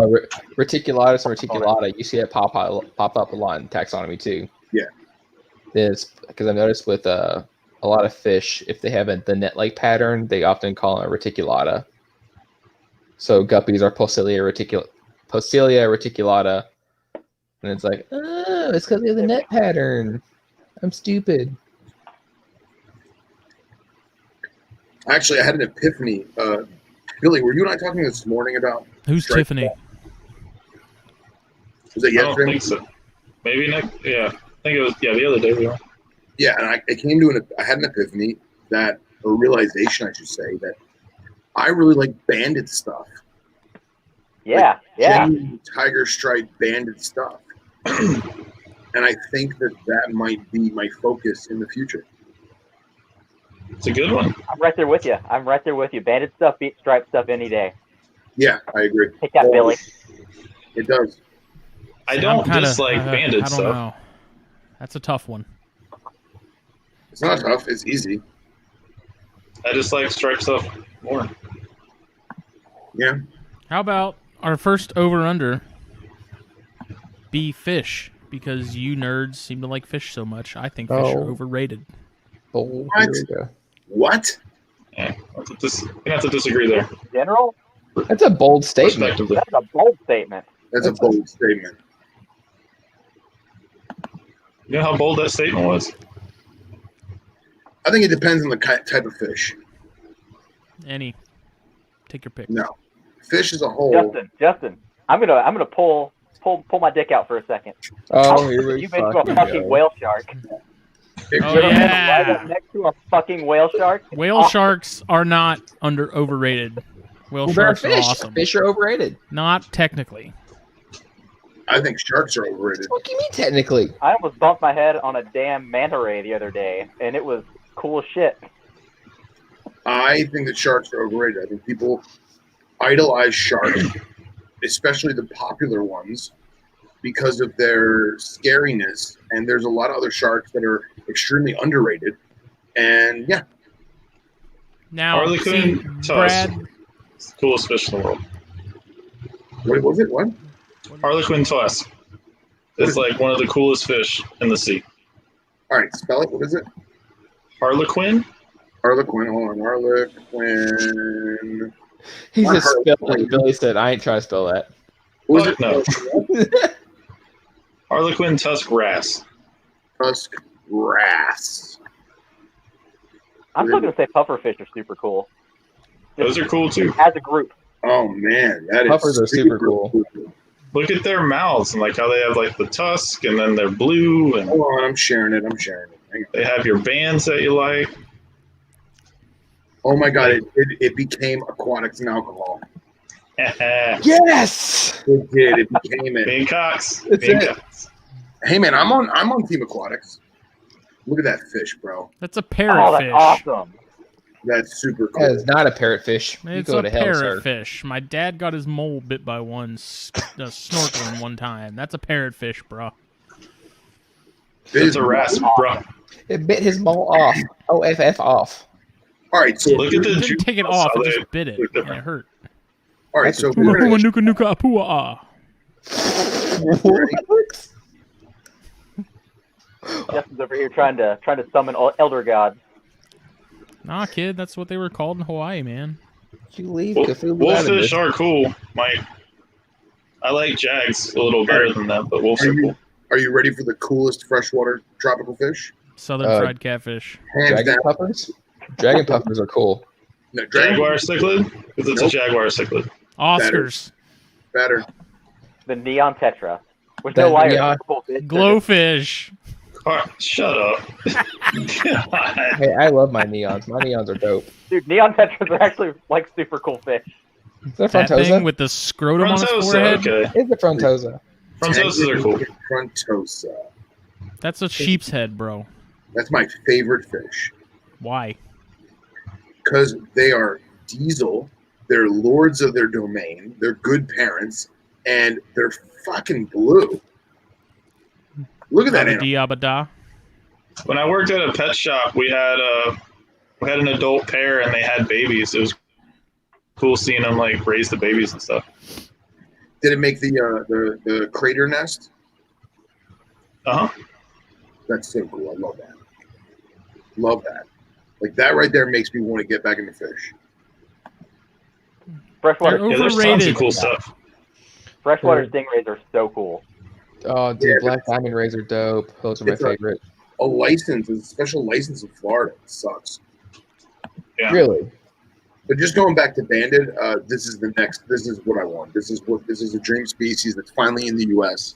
So I'm gonna try and get this, and there you go. That's it. Oh, That's a that's rink. cool. That is It's a mud snake. Is that what we're supposed to do? Like troll you about it? no, No, is that's awesome. that is arguably, if not, Sweet hognose, dude. it's probably my second favorite last. Billy took this. You got me with that one. You got me. Fucking A. Yeah, you guys suck. Fucking No, rinks that's are pretty cool. cool, man. Rinks are so fucking dope. Dude, a keeled live-bearing elapid. It's fucking awesome. Aren't death adders the same thing? Easy. They're not cobras, bro. It's not the That's same, rapid. Justin. It's not the same. And don't get me wrong, I love deathies. I've had deathies. I want them again. But dude, that is where it's at. I will have them before I die. Hopefully not at their hand. It I is think like a if we're- black-headed python, like slapped onto a cobra. What's Isn't that? it? I said it is kind of There's- like a pattern of a black-headed python, like slapped on a cobra. Yeah. Yeah. totally. And dude, Yeah, that's it. I've had rings before, and they were the slate gray or like the dark brown color, and they're great snakes, man. I love having them. But the banded, man, I need that banded. I want that banded. You know? That's why I'm looking at blue-tongued skinks, the Saliqua multifasciata, which are impossible to find in the United States, are the ones I want so bad. I thought you wanted the Stringtelian ones too. No, that's the Centralia ones. The Centralia ones are my Oh, favorite. it is? Okay. They're impossible to find. I think Barczyk like found Cat one. has them. Wait, what was that? I said Barczyk found one. Yeah. He had 3 at one point. I think they were like super old and like kind of fat though. That's kind of what I was told, is they were like really, really old animals. That sucks. Some guy You from guys- Canada was selling them. You I would might be just, trolling. Like reach out because I didn't know about like what U.S. Fish and Wildlife would do. Hey, just label them as Northerns, and no one will ask any questions. Just like, no. I'm gonna like put them in like the wheel of my tire, like on like the wheel of my tire, like a bag of cocaine. We're going straight Crutchfield in here. Okay. Yeah. Like right before we cross over the border, I'm gonna like cut open the top of the car and just like stuff them in there. It's the Canadian now I'm border. on a No list. one cares. Now, like, I was on a list before, but like now I'm definitely on a list. I'm never gonna be able to like cross the border without them like getting the dogs on me. They've got a Belgian Malinois that's trained to find blue tongue skinks if you come around. All they're gonna find are beer can pyramids. Sir, what is this? And then he just makes that face. That's actually really funny. They're just like, I'm not mad. I'm just upset. Who drinks Natty Light? In Australia. What's up with all these seltzer water cans? Bud Light seltzer? I need a task, man. I just Lime-O-Ritas? Oh, God. freaking. I was drunk and have ADHD, so like it's just taken over. Where I just gotta like do stuff. Same. If they build it, I will come.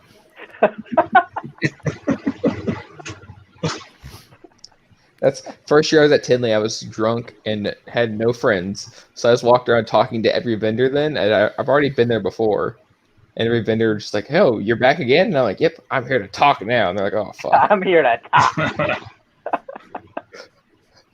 Forrest looked at I'm me. here and by he's like, myself, and I got nothing but time. somehow after the third lap, I met Joe, and he's like, "Who the fuck are you?" I'm in the just chat picturing, on your live streams. Joe like just taking you under his wing, just like, okay, buddy. Well, I'll be your friend. Don't keep walking around. You're making a fool out of yourself, man. I lost my parents. Can you help? You just talk to everybody. You're not buying anything, blocking everybody from the tables. Pretty much. No, I'm just like bullshit. That's not a northern. That's an eastern blue tongue skink. What are you talking about? You don't want this. This guy has mites. He goes to the next table. Same thing. Oh, you don't want this. This guy's got mites. All the vendors just look over at Joe like, dude, you got to take one for a team. Just get him over here. Just give him somewhere to sit. Be his friend for a little bit, okay? Who the fuck? God, he's a Chondro guy. He's super nice. He's from fucking Minnesota or someplace up north. Minnesota. This guy has Nido. You don't want to buy from him. Yeah. His name's like David something, and the first night at the bar. Oh, Shysterman. Yeah. I met Shysterman's awesome, man. I met His name Shysterman. is Shysterman? Yeah. Yeah, he's Yeah, so he bought a cool. rail from me. I know that guy. How many Shysterman's people the man, did you dude. fuck over? Yeah, he's a good dude. You get that? That's a crazy name. Good for him. I got to him at the bar, and I was like, I just looked. I was like, "What are you keeping?" He's like, "How do you even know I'm here for the snake show?" And I'm like, "Cause you know there's a snake show here." Got him.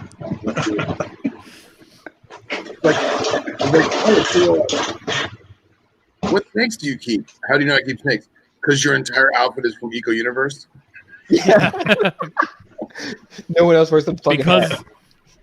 of your Tell Hicks shirt. Because you have a Franklin Mountain locality clobber on your baseball hat? Yes, I have that hat. I hate And your you. Steve Irwin socks. Yeah. Don't buy from him. He has mites. I'm not even Don't vending. worry from his mic. You know who has mites? You. My fucking love Gretel.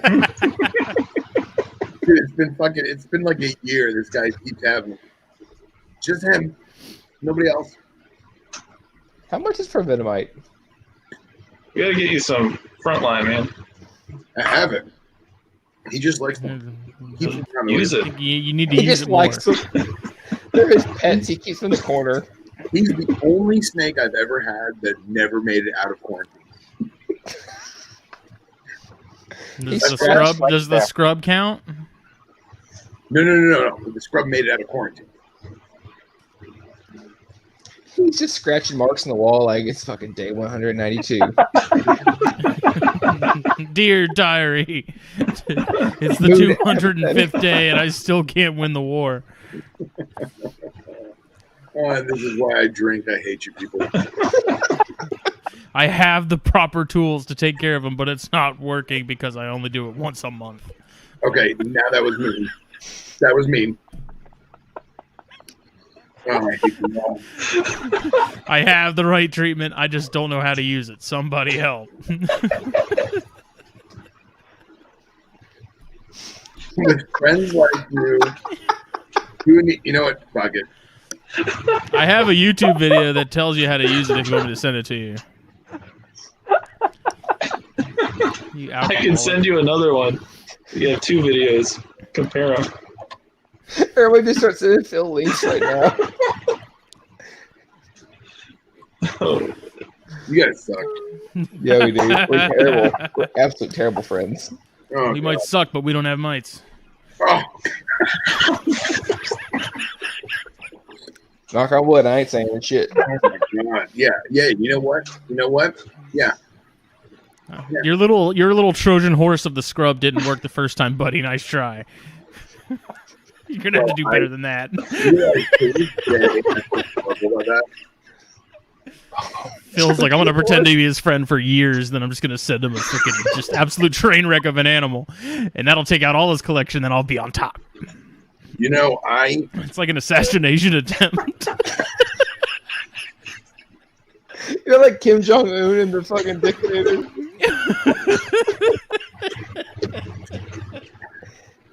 Phil, does he like margaritas? He and lights up a Katy Perry? cigarette. Tell me. Oh no! Oh shit! I'm this kidding, scrub buddy. that I gave Justin, the scrub He's that I the gave devil. First of all, was friendly as fuck before he got it, It's a scrub. and He was anemic because of all the mites. He didn't know what planet he was on. He was in another dimension of reality. You're a shit friend, Justin. You're a shit friend. Okay, for the record, there wasn't that many mites. It wasn't that serious. I found like 2. But we refused to let Phil live it down. I had not given a snake to a friend in almost, if not over, a decade, because I have a fear that I'll be that guy. And the first time he does, And the first time I do, it's to fucking Justin Smith at date. oh, the muscles in the back of my head hurt. Did that tiger rat ever get mics? No, Exactly. no, that's what's even funnier. Is that never showed anything. Yeah. So. Guess what? The radiators don't have them either, so we're good on that. Perfect. I do wish I could have played with that Splodies, like checked it out more at Daytona, because that was a good looking animal. Take him out, Cool. Bill. What? How drunk are you? Take him out. How drunk are you? You had like 1 Yingling. No, every time you hear the clitter clatter of something, that's Billy pulling out a new can. When he gets that stupid I've had smile more on his than face, one. that's when you know. I thought that was Bush Latte he was drinking. No, come on. That's what no one got. Bush latte. I'm stealing that. That's great. Bush latte. Nothing Oh says my it's date night with You my never cousin heard like that? Bush Latte. Dude, they have cans that actually say that now. Oh, Yeah, that's a thing. Yeah. it's for fucking frat boys, isn't it? No, it's for rednecks that Firemen. only keep it in their, or firemen, that keep it in their cooler in the back of their truck. Rye. Oh god. For people in Kentucky. Walgreens used to have this beer called Big Flats that was actually really good, and it was like $4 for a 6-pack. Oh, fuck. So Cox, my FedEx guy, but right before Christmas, I'm really tight with him at work, and I said, "Hey man, we have beer. We keep beers at work. It's come 5 o'clock. We go off Greenwich Mean Time, by the way. Come 5 o'clock Greenwich Mean Time, we all crack open beer. But I asked my FedEx guy, I was like, dude, you want a couple beers for when you get home? Just put them in your lunchbox or because fuck. on the seat." He's like, "No, man, we can't do that. FedEx is super strict about that. Blah blah blah." So on the Christmas Eve, he bought a bunch of Heineken non-alcoholics. He kept them in the fucking center console of the truck and was drinking them while he was driving. Oh no! He got 3 reports on him that day. Oh, 3. man. Oh, So he kept the bottles, and he had his supervisor come out, and he said his supervisor was dying laughing. But unfortunately, it is on his record now that he was drinking non-alcoholic beer on the job. Man, I bet DOT did not like that one. Give me a second, jeez. Oh, I'll beat you to it, Spilodies. Billy. I'll beat you to it. Spilodies. Dolores. We don't care about your spilodies. Dolores. Oh, they shed too. You know, actually, I forgot the Cox had Spilodies. He has Spilodies? I thought that's what he wanted to go get. I thought he had Spilodies. He has North American spilodies. Oh, okay. What is that?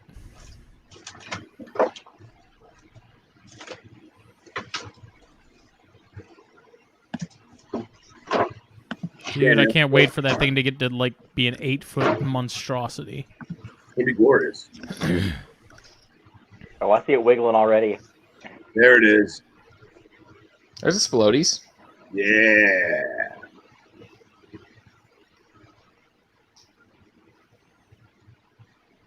Sorry, it's got some stuff on us too. Is Billy gonna get bit or what? Skin?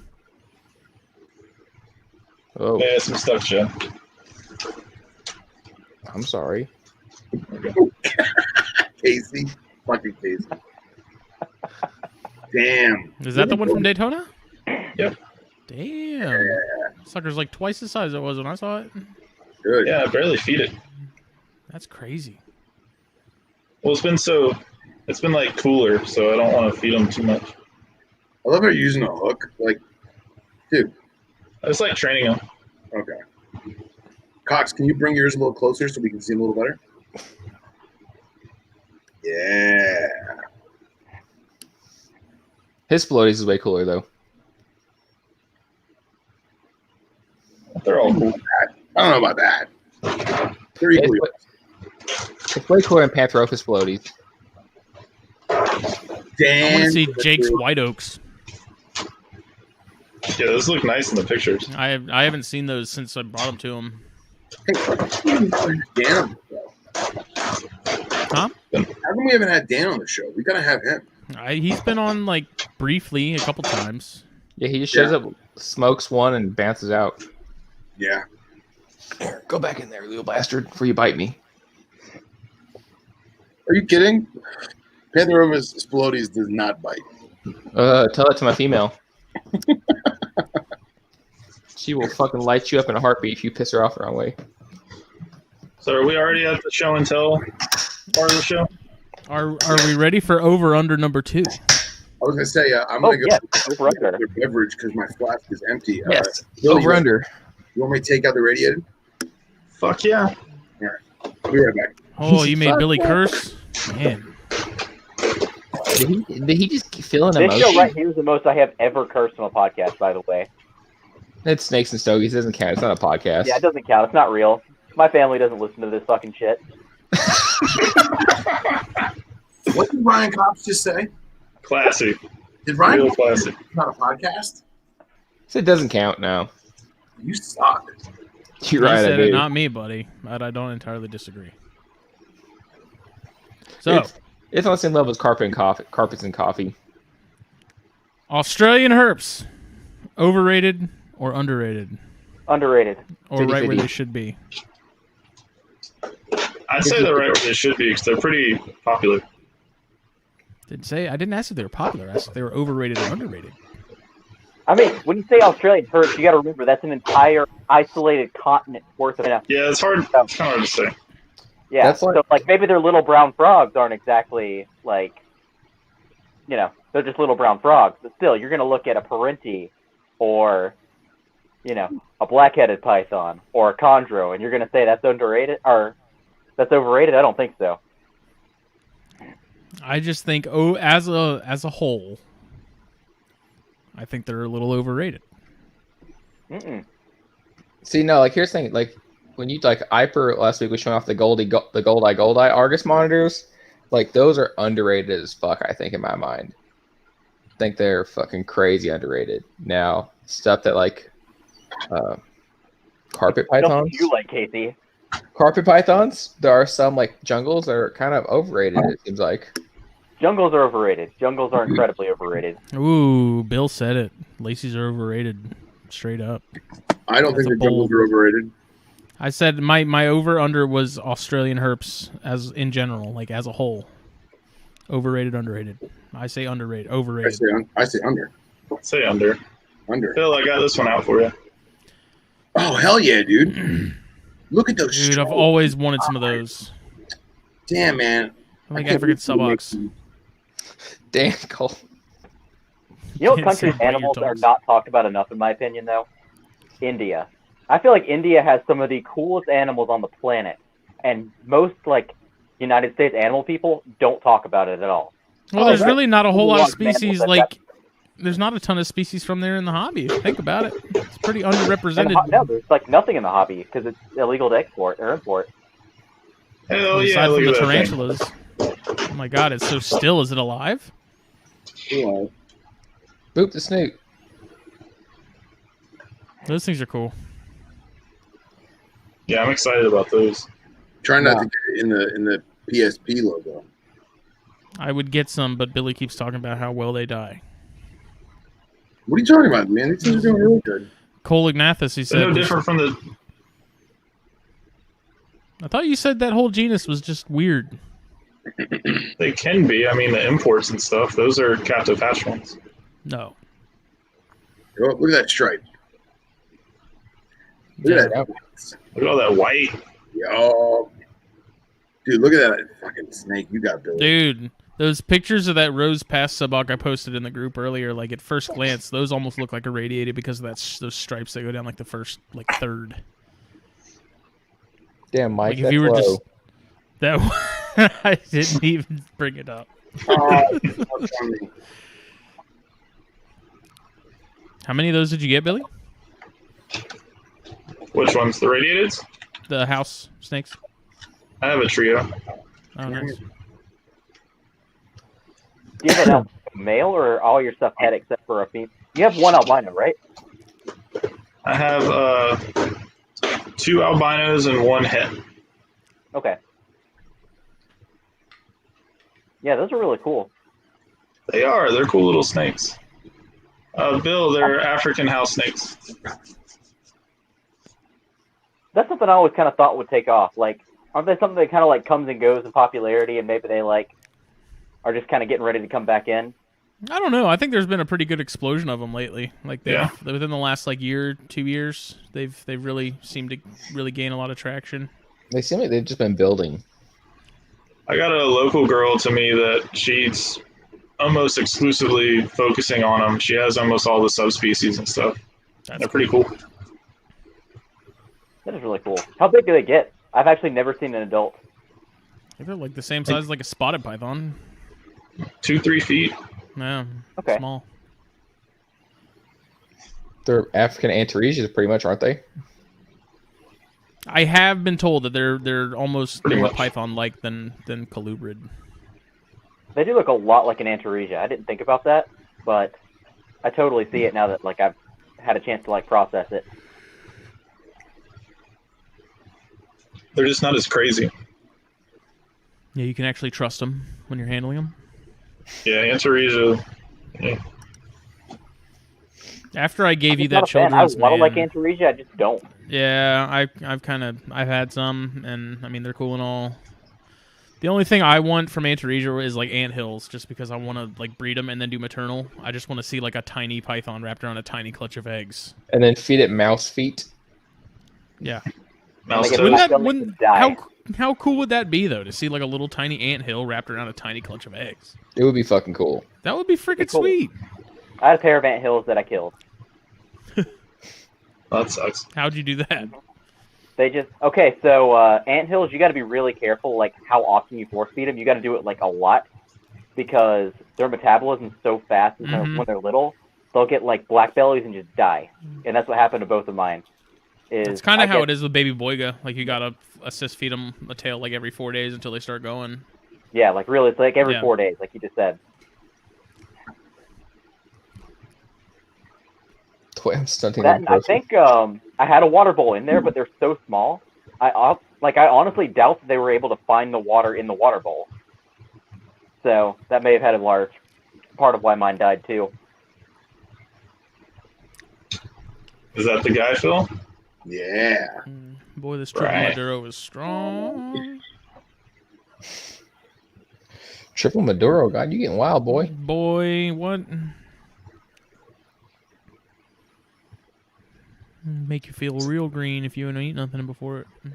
No, it definitely will. I made that mistake before.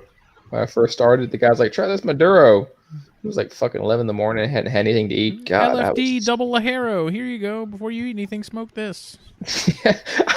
If you want to know what it's like to be bulimic, smoke this before you eat. The worst part was I was on a fucking Carnival cruise too. Oh, Dude. So I was on this Carnival cruise, and it was we had to go an extra day at sea. So we're going around this hurricane, and like you can watch the horizon go up and then down, and that was enough for me to just be like, "Yep, I gotta go yak real quick." yeah. I've never gotten seasick, but I've been on a cruise, and I got pretty close to feeling like I could feel myself kind of like. I don't usually have any issues with like motion sickness, but I remember that cruise. It was like when the whole ship started moving, and it was like freaking Inception. Yes, It's kind of like I don't like this. See, you can understand because we were at dinner when we were watching our glasses start tilting like that. Yeah. And I was talking with Inception, that scene where it's like, oh fuck, this ain't good, bro. Billy, I'm not how gonna lie, good man. you Being on a cruise ship sounds like my own personal hell. It just sounds like you're stuck on a strip mall for like a week and a half. Yeah, That's I mean it. they're cool if you like gambling and stuff and doing nothing but drinking. They're great, but I mean other than that, if you're like the one I went on, I was a kid, and so it was kind of boring because you couldn't do anything, couldn't drink, couldn't gamble. Like you just kind of played shuffleboard with the old people, and that was it. Yeah, I feel like after a day, I'd start like going absolutely insane on a cruise ship. Like, Pizza was really good though. The one I went on, we had it was like a bunch of us. A buddy of mine wanted to do like instead of a bachelor party, we did like a bachelor cruise type of thing, and we decided to do a 5-day and just Oh my 5 straight God. days of being hammered. Yeah, it was brutal. It was brutal, man. But it was a good time. I'm just 5 days stuck on a. Oh man, oof. That's a I mean, we rough- had stops and stuff. Like we weren't on the boat the whole time. So there's always like the fun day at sea, where you're like just hammered the whole fuck. You get up at 9 in the morning. You're like scrambled eggs, sausage, bacon, Corona, and vodka. Corona. There was like a group of 10 of us, so we found shit to do. It was a good time. Billy, how good your boy look right now? Look at him. Dude, he looks good. It looks like he's being pretty chill too. Yeah, he's being a good boy. Yeah, he's not trying to eat you. For now. for now. For now. No neuro or anything yet, huh? Not yet. It's awesome. Fingers crossed. But he's looking good. Getting Yeah, more he does. tacky by the day. Dude, I'm so happy with this thing. Look at that head marking. Look at that head. When are you gonna put it with a chondro? Yeah. Because we know the clock is ticking, and you're gonna do it. We're gonna get him a little bigger first. I think Not this year. he just saw Billy on screen and he's having flashbacks. Yeah, he's about to start freaking out. Look at him. Look, he's looking right at Billy. Oh, he's about to go upside down too. No, he's not. Look at him. He's good. He's like, good. No, that one, I honestly thought it wasn't a jag until it shed. I was like, I oh can see crap, that. this is. Yeah. All right. But yeah, he doesn't wobble or anything. I mean, It's just, I'm shaky because please don't bite my hand. Do it. one more bite, one more bite, one more bite. No one will bite. On that note, putting him back. Bitch. Dude, if I get these freaking Jansenite breed, I feel like I can die in peace. I'm number 1 on the list. I want I'm calling one. it. Y'all have fun with those.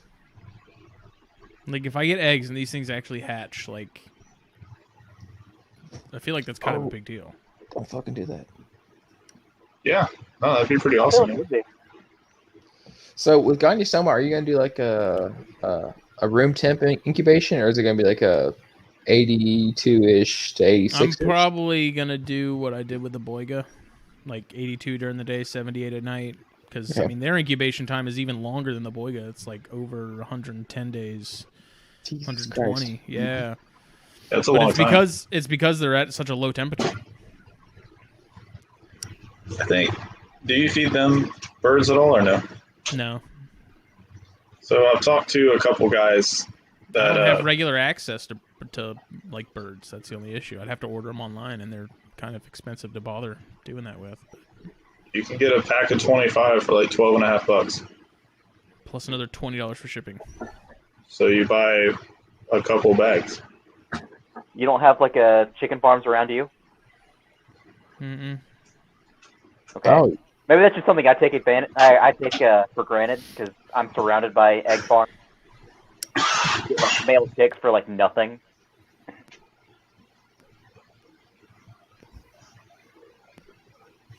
I would like to get some oxys though, like have the Jansenite and the oxycephalum.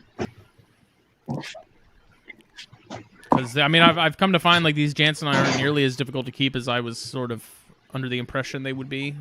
Like they've actually been a breeze. Like I keep them pretty much the exact same as I keep the Cyanea in terms of the setup, and I just ignore them. Like I literally the only time I take them out or mess with them is when I'm cleaning their cage, and that's even then I only do that like once every other week just to keep stress down. Because as soon as I walk in the door, if the female I see, the male's in the rack, so he's like I never really see him anyways. But the female, like if she's out, as soon as I walk in, she's gone. Like it's pretty. Are yours CBB or are they from the wild? They're imports, but they were imported when they were really young. So I think that's kind of Okay. what's really given me a big leg up with those is that they were imported when they were still small. So they've acclimated really well, and I mean both eat like champs. Like neither of them have refused a meal. I just drop feed. Like the male, I just put the mouse in the mouth of the little hide, and it's gone. And then the female, I'll actually lift up her hide and offer it to her, and she annihilates it. On a side note, how cool is my Curious to see jug? what Billy's getting out. oh, Billy's got a tub. I see that. Can you see them? Bill, those would be cool. Wolf snakes. Isn't that like the Lycodon and shit? Yeah. Montpeliers are the best. Hey, Billy. Yeah. I think that was honestly the best interaction to date I've had with the Jack. That's good. What did we name him again? I can't remember. Mighty Might. I don't remember. No, he had a total douche name because he was a douche, and now I can't remember what his name was. Chad. Brad. Oh god. Billy. What is that? What is What is that? that? Is that It's one of got the a rhinos? musk. That's what it is. Oh yeah, dude, I gotta get more of those Oh, too. cool. Whoa. That hurts to look at yours, buddy. Sorry, That man. really hurts I might cry. It's so much lighter. God. They always move too. So It's trying not, to get it. I don't know why those are Gonyosoma. I have a very hard time believing those are of any relation to Jansenii and Oxycephalum. Wait, Yeah, what are they're- the Gonyossomas now? Yeah, those are now Gonyosoma. Really? Nobody knows why. Did Hoser do it? No.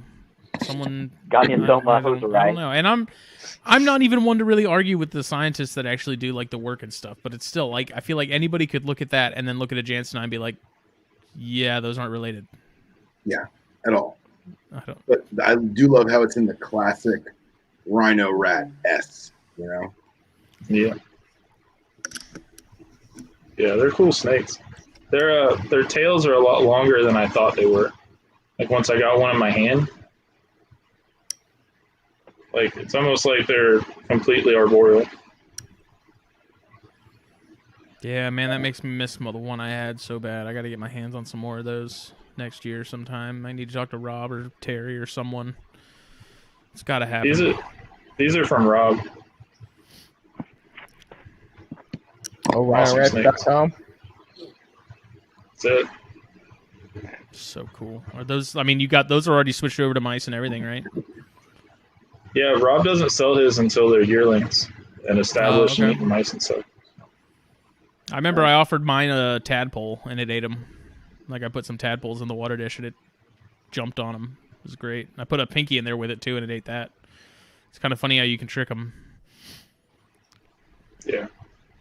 They just like the movement, isn't it? Like as long as there's something in the water moving the pinky on top of the water, they're like, oh, I guess I'll take I this guess too. so. I mean, I think it's that's the only thing that sort of makes any sense. So wait, so has anyone tried putting a live pinky in a cup of water that's like just deep enough for it to splash around, but not deep enough for it to drown? I don't know. I feel like that'd have to be next to no water anyways. Yeah, but I mean, you could sit there with tweezers and make sure it doesn't drown. Thanks, Brad. Bill, those 1988s are good. How psychotic It is that a would very, sound to it's a anybody very that's not a different. reptile keeper. What's that? I have to think about how psychotic that would sound to anybody that's not a reptile keeper. That is true. That is true. You should just put this baby mouse in the water so it can't drown, but it'll splash around. Just enough water. In Rob's article, he said that there was talk about the appendage might be for like detecting movement in the water, so it might have to be at least deep enough for them to get down and have the appendage sticking up. Interesting. That makes sense. That is a species, though. It's been so cool because I remember as a kid seeing the old Pro Exotic ads with those, and I remember the price tag they used to have when they first, kind of showed up.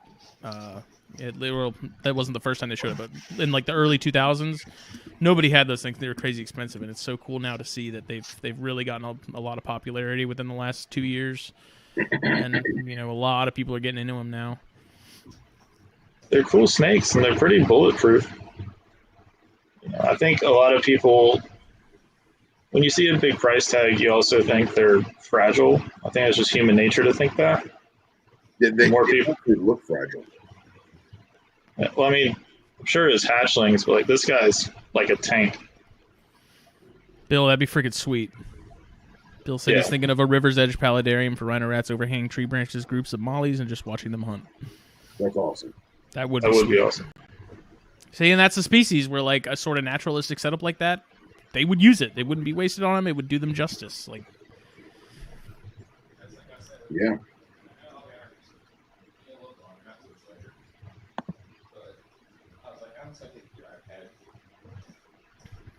I got to get my hands on some of those, though. I really want some of the Frenatum, too. Those are freaking sweet. Those are supposed to be psychotic. Yeah, I've heard they're pretty feisty, but that doesn't really stop me. I don't care. I can deal with feisty. I don't really play with my stuff much to begin with. But Rhino's got to happen. I'm hoping I can get some Barons racers. I got a buddy his just locked up, so we're in talks of making some of those happen. I'm thinking of those now after talking to Phil last time he was here. Be cool. They're way bigger than I thought they did. Yeah, dude. Did you see the one that Glenn, the video that Glenn did of his? Glenn Reptiles? I forget his last name. He did a video in his, and he has some that are surprisingly, like, I was like, I didn't even realize they got that big. Dude, his whole collection is insane. Yeah.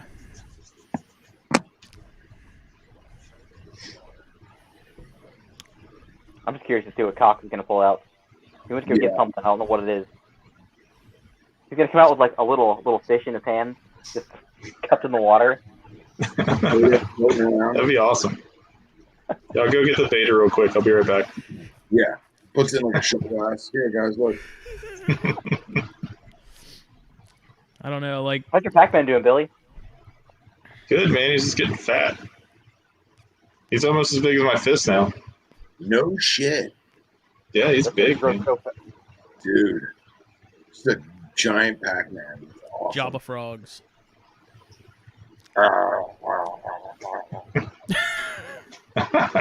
That's exactly what he does. Mm-hmm. It's just watching those things eat a freaking like mouse is just nuts because it just disappears. It's like a black hole. If something crosses it, it just disappears. Dan says Cox is getting a pinky in water to see how long it takes. You sick pup.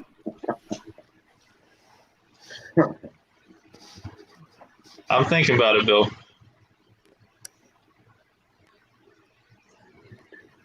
For anyone who also wants awesome show to watch if you go and find Lizard Brain Radio on Facebook. He had Frank Payne on his show. Bill here had Frank Payne on last night, and I caught a decent chunk of the episode. I need to listen to the rest of it. It was really good. Frank does a lot with carpet chameleons, which I thought was really neat because that's one species of chameleon that I've been super interested in. I'll probably never get any, but I can at least live vicariously through others. And they had to talk about the Draco lizards, right? Yeah, they did a little bit. Draco lizards is awesome. Yeah. And he's Frank's mentality on the whole like sort of oddball, like underappreciated, overlooked. It's like spot on. Yeah, he does some really cool stuff. Yeah, I'm really curious to hear what he did to get the Dracos to go. Yeah, Bill, I don't know. I didn't catch if he talked about that. I didn't hear it, but maybe they did talk about it. I don't know. Bill could probably chime in and tell me if they did or didn't. Because, like I said, I only caught like the first 45 minutes, and then I had to go eat, or I don't remember what we were doing. It was movie night. We were watching The Incredibles 2.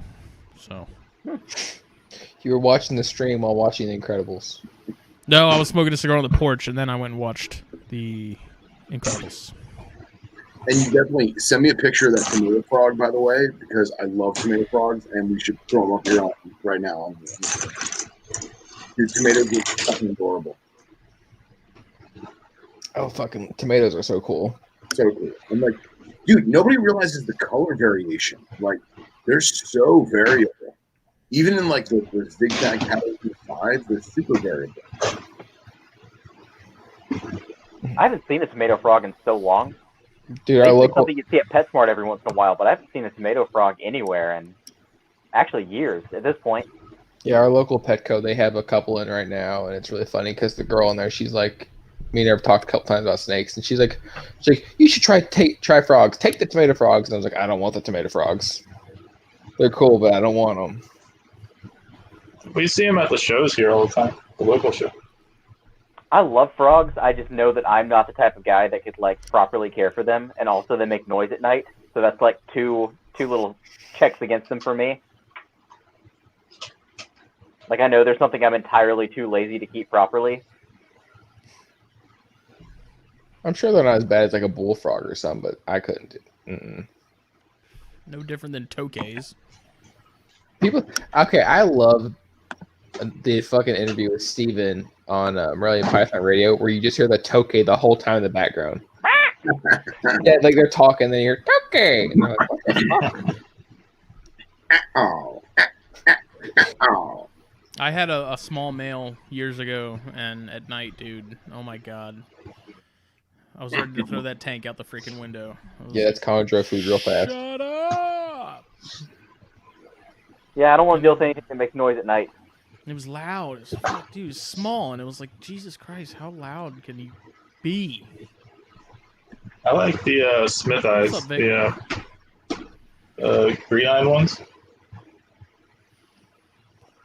The green-eyed tokays? Yeah, I like those a lot. I'd work with those. Oh, those are cool. I still like to get some Clemmer-eye geckos at some point. You just want a That's leopard something gecko. I read about, like, right when they were first discovered. I don't think they were discovered until, like, the early 2000s, right? Late 90s, early 2000s, I think. Yeah. They're one of the prettiest day geckos to me. Yeah, I like the standings eye the most out of all the days. Those are my favorites. So there's a population of standing eye like 30 minutes south of me. But the problem is it's in a neighborhood that's a trailer park. Oh. And you have to be quick on your feet or know someone that lives there.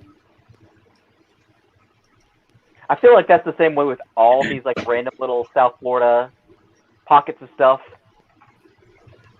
Yeah. Like, Yeah. yeah, there's Later, panther chameleons out here, but you'll get shot if you get caught the wrong way. Yeah, man. I mean, it's literally has happened before.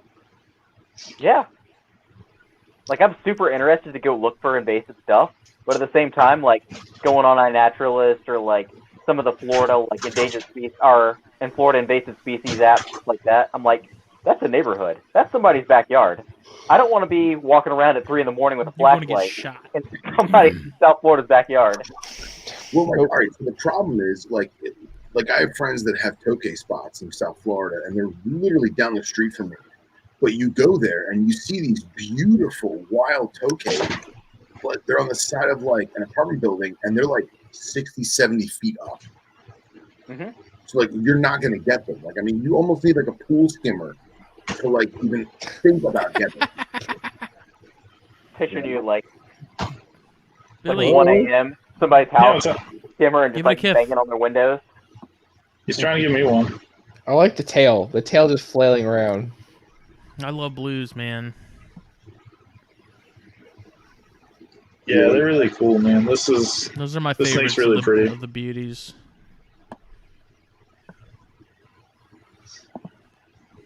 Matt McDowell has one that's like super chill. A really big one too. I think it's one of his females. Like super mellow. Yeah, these guys are still tiny, so you just got to work with them a little bit. Oh, good. Bill sent me the tomato frogs. Fuck yeah. Look at these fucking frogs. Oh, where is it? Facebook. There we go. Dude, how great is that animal? Look at that thing. I'm like, I'm not an amphibian guy, but dude, that thing is so cool. They look like oversized dart frogs almost, like as far as their build. Yeah, it's like a dart frog Pac-Man hybrid. That's a pretty one. And look at this. Yep, that's not it. Wrong way. Wrong way. That's that book we talked about like 3 weeks ago. Right? Dude, Look at that guy. It's a tomato. Yeah. This is a tomato. Don't Look at taste that. like a tomato though.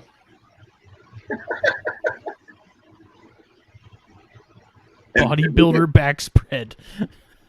They get so much bigger than like you think too. They're Have good people size. figured out how to breed those? Am I right about that? Like they're really hard to breed. I'm pretty sure people have done them. Okay. I think with frogs like that, like outside of darts, you have to do like rain chambers and They probably do hormone injection. Oh, like they do tiger salmon because you gotta do the hormone injections and shit. No, it's like That's how they do it. quad frogs. You gotta get a pregnant woman to pee on them, and then Yeah. they lay eggs. perfect. Fucking clawed frogs. Every time I see those in a pet store, I'm like, and I think about that. Billy Miguel says he wants to get Well, another that's why female blue beauty and eventually have a trio in a massive enclosure, which would be freaking sweet. That'd be awesome.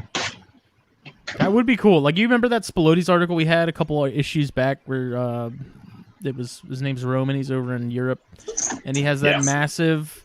Like, if you had something like that with like a just giant diesel beauty in it, that would be freaking sweet. There's a guy, Roy Butcher, something like that.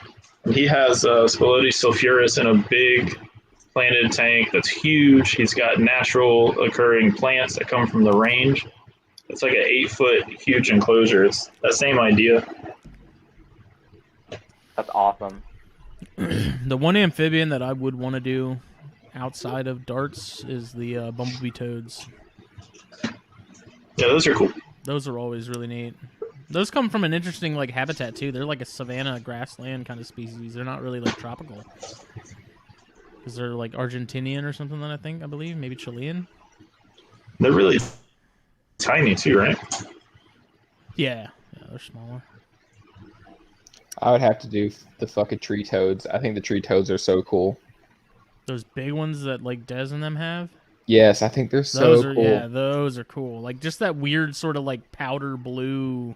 With the yellow spots and everything. Yeah, those things are wild.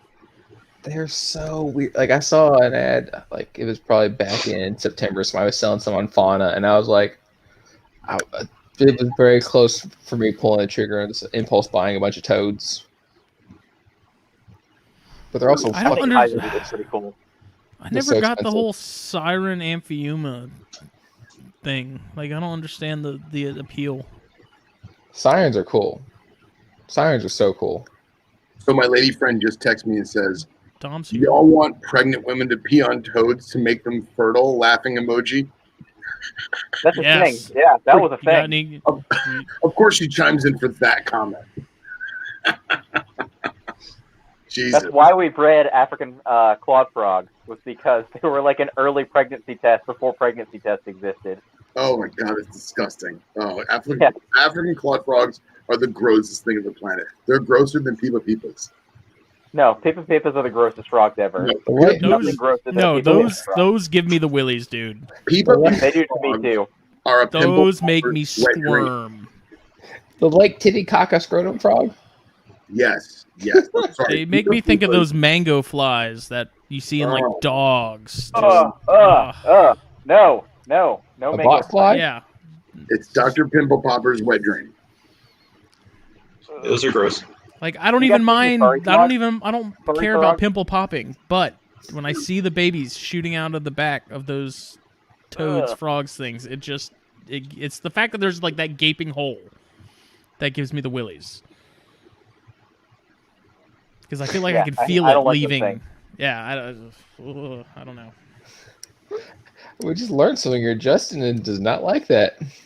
Mm-mm. Hey, It's not like that either. Peepa Peepas, or however you call them, did Brooks any, Kings, Tokay Geckos. Those are my three bugaboos. dude, how are Brooks Kings in there? I had one as a kid. It was a bad experience, okay? He had a Methropeltis. Yes. I've never had a Brooks King that I ever trusted in any capacity because the one I had as a kid was the freaking Antichrist, and it would be all calm and stuff, and then you'd look down and it was literally eating your finger. It's a king If you snake. get me, well, it's Alterna don't do that. Alterna do yes. not do Alterna don't do that. Thank you. But just about every other king snake does. Yes. Yeah, Cow Kings will eat a finger faster than anything.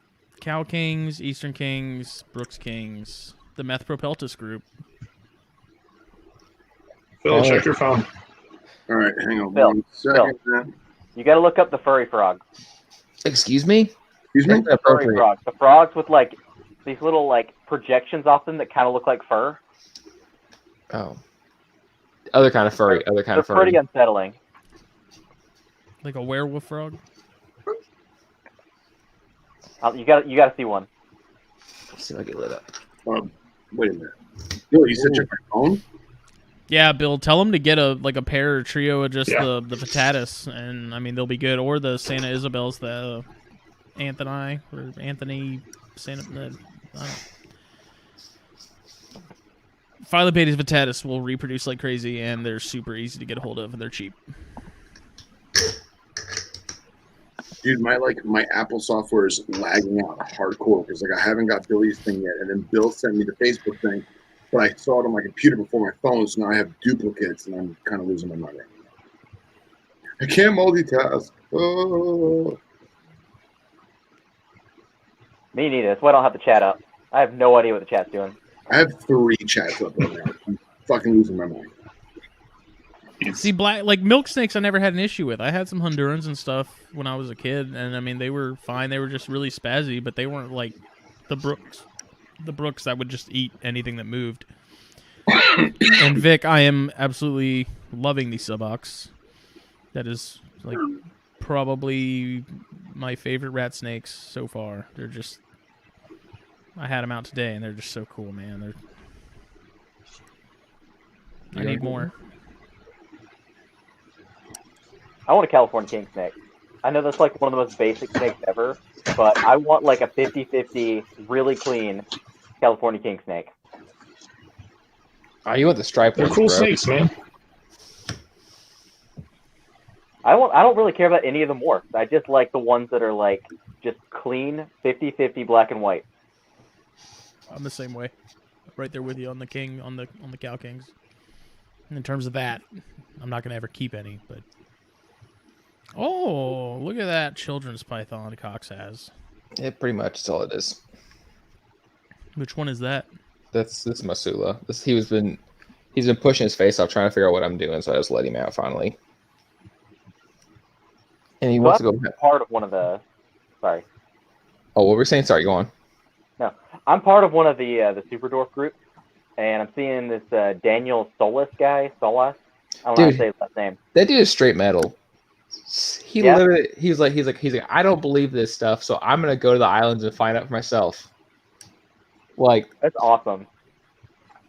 Vic, if you can get some, I highly recommend them, man. They're super interesting snakes.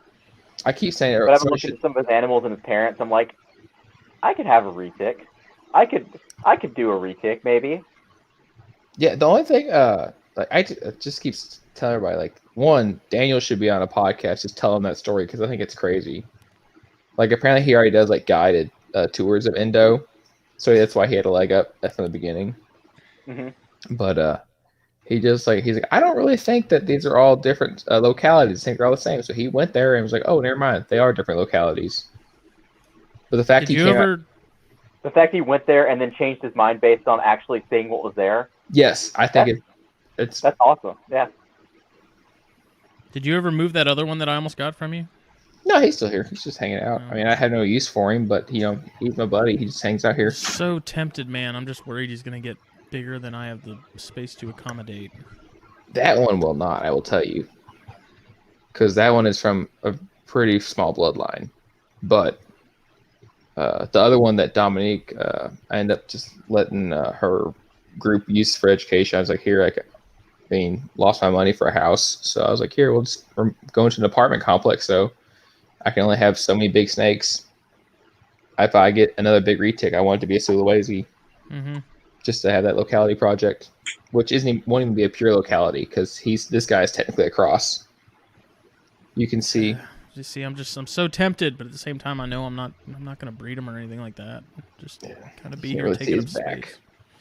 They are such cool snakes, man. I really do appreciate retics, and they're gorgeous animals, but they're just, especially the big ones, man. It's amazing how many people get into those and not realizing the full scope of like what they're getting into. Yeah, that's big. Well, it's all like, I'm gonna sound really stupid right now saying this, but also I think a lot of them get way too big in captivity. Like people feed them, like power feed them. Well, it's not even that. It's literally guys who are told that like, oh, a maintenance schedule is every 2 weeks, and so they're feeding 5-pound rabbits every 2 weeks. That's a lot. That's what, and I think it was a couple nights ago. I had a couple of drinks and went on a deep dive, and just looking at herping pictures from Indo and stuff, and Bali and the Philippines. Like you don't see giant wild retics. Now I don't know if it's because they're like, we see with the fish populations around here where they just are living to get to full size. They're getting killed or eaten at maybe 7-8 years old, and then don't ever live 10-15 years old to get 20 foot long. But I think it's probably a lot like alligators. Like you don't see a ton of massive, just giant gators that you see people kill and hang from a bulldozer. And it's probably that same thing. Like a lot of them just like the genes are there and the potential's there, but they never get there because of either premature predation, premature death, predation, or whatever. So it's like I just feed this guy. This is a 2-year-old. He's a Sulawesi, the biggest of big, and that's 2 years old. Yeah, he's 2. Wow. And I feed him just like a normal schedule. Every I do feed him. It's every 2 to 3-ish weeks, just whenever I get there. It's whenever he starts getting hungry, I can tell he's getting a little thin. Like his where I fed him before is going down. He's starting to cruise and hunt again, and I'm like, okay, time for some more food. Like Friday, I gave him just a pile of chicken hearts and gizzards. Or Thursday, whatever day. Still wish I could find those around here, man. Dude, I don't know where the fuck you're looking. They're everywhere around here. It's so bizarre that I can't find chicken hearts in the South. Like that does not make sense. Do not look at my face. And Travis, like Wyman has said, when he buys some, he can get some and send them to me. But I was like, it seems like a lot of trouble to go through for something that is likely in some sort of oddball grocery store within my area. I just haven't found it yet. Does Beaufort have any kind of like ethnic grocery store kind of thing? I'm sure there's one somewhere. Yeah, just go to one of those, you'll find it. Yeah, we got an 'Cause Asian grocery store by me where you can get like all kinds of weird seafood stuff that I kind of want to try some experimenting stuff with. You get fucking silver barbs. Billy sent me one time. Yeah, tinfoil barbs. Yeah, you tinfoil barbs is what they had there. Seen that. I've seen giant gouramis, like all that kind of stuff. Like, we have an Asian grocery store here, but I think they're closed because they're never, like, every time I drive by, I look to see if they're open, and they're not. So I think they just closed down entirely, even though the shelves are all still stocked and everything. It's really, really weird because the hours are like Monday through Friday or Monday through Saturday. But Some of those businesses never do open. run weird hours. So That's where I get my frog legs too. we have a butcher Yeah, here ours have near my frog legs, house. they got- I might have to go see if they have some. They had live eels at the one I went to one time, which is like, if I ever had black-headed pythons, I'd never feed them mice. I'd just go to the Asian grocery store and find whatever they had for sale there. It would be interesting to see if they could even hold on to that. They probably blackhead totally could, I don't know. Eels are pretty slippery. No, they are pretty slippery. but a blackhead is Gooey. a blackhead. It would be entertaining to watch. Oh, definitely. That's like a greased pig. They just pin it down real good. Yeah, like I'm not doubting an eel is slippery, but a black-headed python is a black-headed python. I think they could figure it out. True. Cox, I know pull I've out said the, this a pull lot, out man. the, I the want blackhead one, so bad. Which one? the one dude, Which one, dude? The The super dwarf? the 50, 50. the one that we were talking Oh, about. my 75%? I ain't picking him out. He just ate a giant meal last night. We're gonna watch Ryan get a He's- regurg right on his he's- lap. No. Well, Ah, more like regurg duck parts. I went all Bill Bradley. I was like, we'll see what happens. oh, did that work out? The whole duck thing? Yeah. The scenting for the carpet, he's no longer the timid, shy little thing that you could pick up and move him into a tub and everything. Now he's full of piss and vinegar since he's in a cage. He wants to murder me. He was just so wired up. He just wasn't having it whenever I tried to feed him. Mm-hmm. He just wanted to strike everything and be defensive. So then Billy gave me some tips. I'll try that out this week. So What kind of cage is he in? he's in a home built 2 foot by 2 foot. Because Is it any exposed areas? Just cover those. Maybe that'll help. yeah, that's what, because he was in a tub. He was in an 80 quart tub forever, and he was doing good in there. But I just lately he's been. I think he started looking around and realized like he can see everything from the outside. And I was gonna take some just some burlap and put it on the side of it or something to kind of black it out. And I was just like, this is literally only a little bit bigger. This 2 foot cube. So I put him in there. So he only has one window he can look out of, and he has a bunch of places he can go in the back of the cage, and he can be secluded and feel safe. And then he's also access to the heat. And he perches at I'll come in the morning before I go to work at 5, and I'll be changing water and stuff. And he's perched up, but he wants to murder you if you open that door. As soon as he hears them locks pop,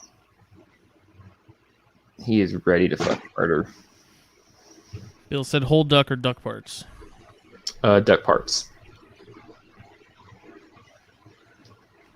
I don't know if you're gonna be like those old school herpers that just they live on a farm and whatever they shoot is what they feed their animals.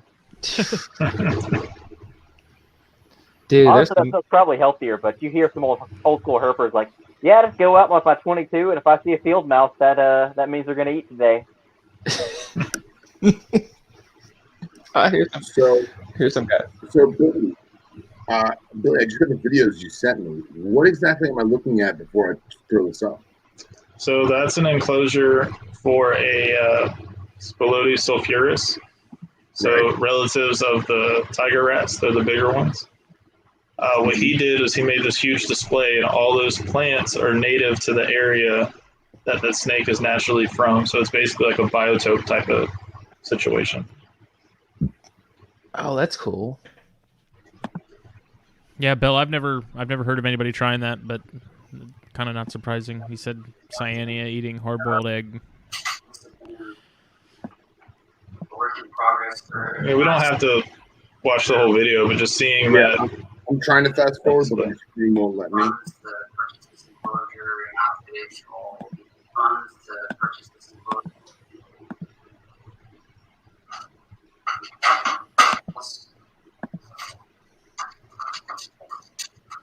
That's a giant snake. Yeah. Yeah, there's reports of them like 12 foot.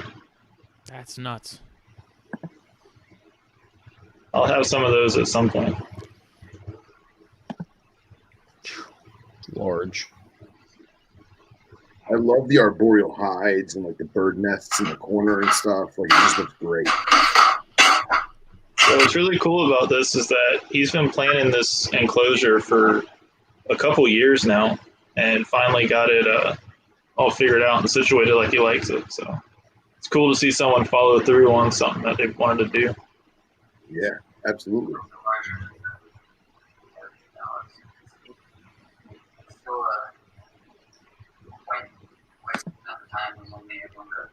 Jesus. That one's even big. That's huge. Holy Yeah, that's a big crap. one. That's awesome. They're those are in the race for largest colubrid. Really? They're definitely up there, like longest and stuff. Mm-hmm. It's like a freaking Crebo. Those things are just large. You say 10, 11 feet? Wow. Yeah, I held one of Jason's adults at one of the shows. They're solid snakes, man. Like their heads are huge, and they're So cool that's a reverse snakes. trio? I didn't hear what he said. No, I think he says a normal trio, 1.2. Oh. I mean, that's a guy that's doing it right, you know. Absolutely. And dude, they're so chill too, you know? Oh, when you're Yeah. that big, I don't think you have to worry about too many things messing with you. Right. Yeah, the one I held at the show was like a corn snake, just a really big corn snake.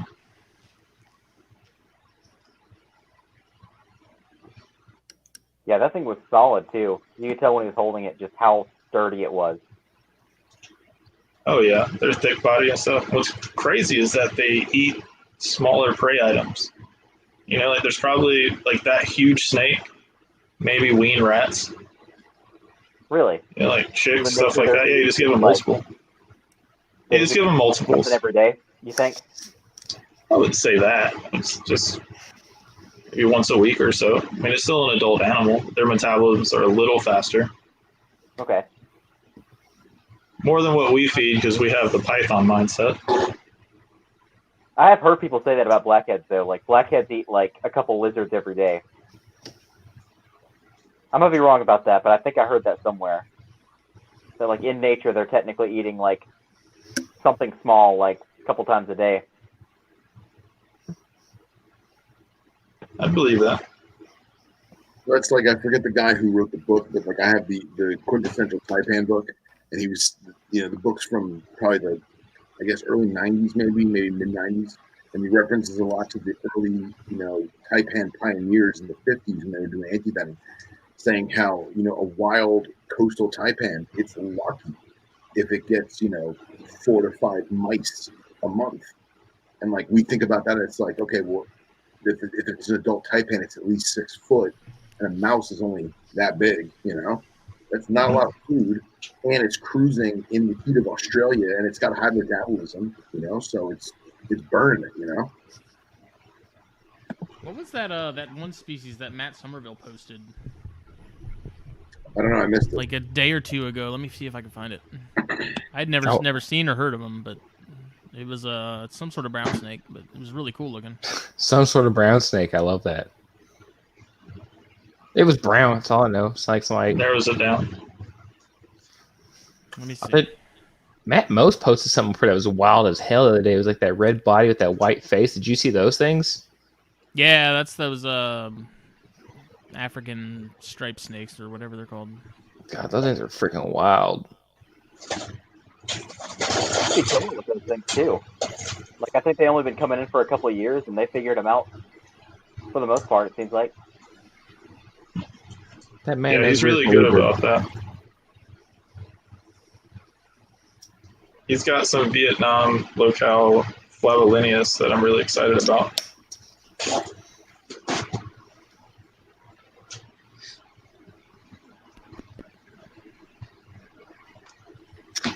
But yeah, those ones they're born with the white heads, right? And the heads turn red as they get older. Yeah, Well, that's no fun. they're still cool I looking think they're snakes. from. Again, not wrong about this. I think they're from the same like general area as ball pythons. Oh, like something like Benin and shit like that. Yeah. So maybe that helps them figure out how to breed them. How's your ball pythons doing? They're good. I need to get more food for them. I got my female to eat rat for the first time. Last time I fed her, but it was a couple weeks ago. I haven't really tried. Those are your ball python. Like ball python, I'm excited for is right there. So weird. Yeah, me too. I was talking to a guy in I want to say he's in Denmark, where he's got a massive female too that apparently lays like 18 egg clutches. So I'm trying to see if I can get like one or two of those. But Yeah. I don't know. See, that'd be cool. You get those, and then you start breeding giant ball pythons. You get some albinos, and you start like crossing them back till you get like 87.5% super albinos. See, I would just focus on the giant ones. Like I've actually got a couple like ball python projects I want to work on that I'm really shocked that like the ball python guys haven't actually tried to do. Like I would want to try to work just with like the wild type giant and just see like if you can get some like 7-foot ball pythons.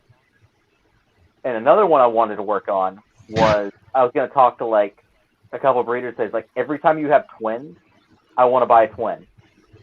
And just eventually you get this line of ball pythons that like consistently produces twins.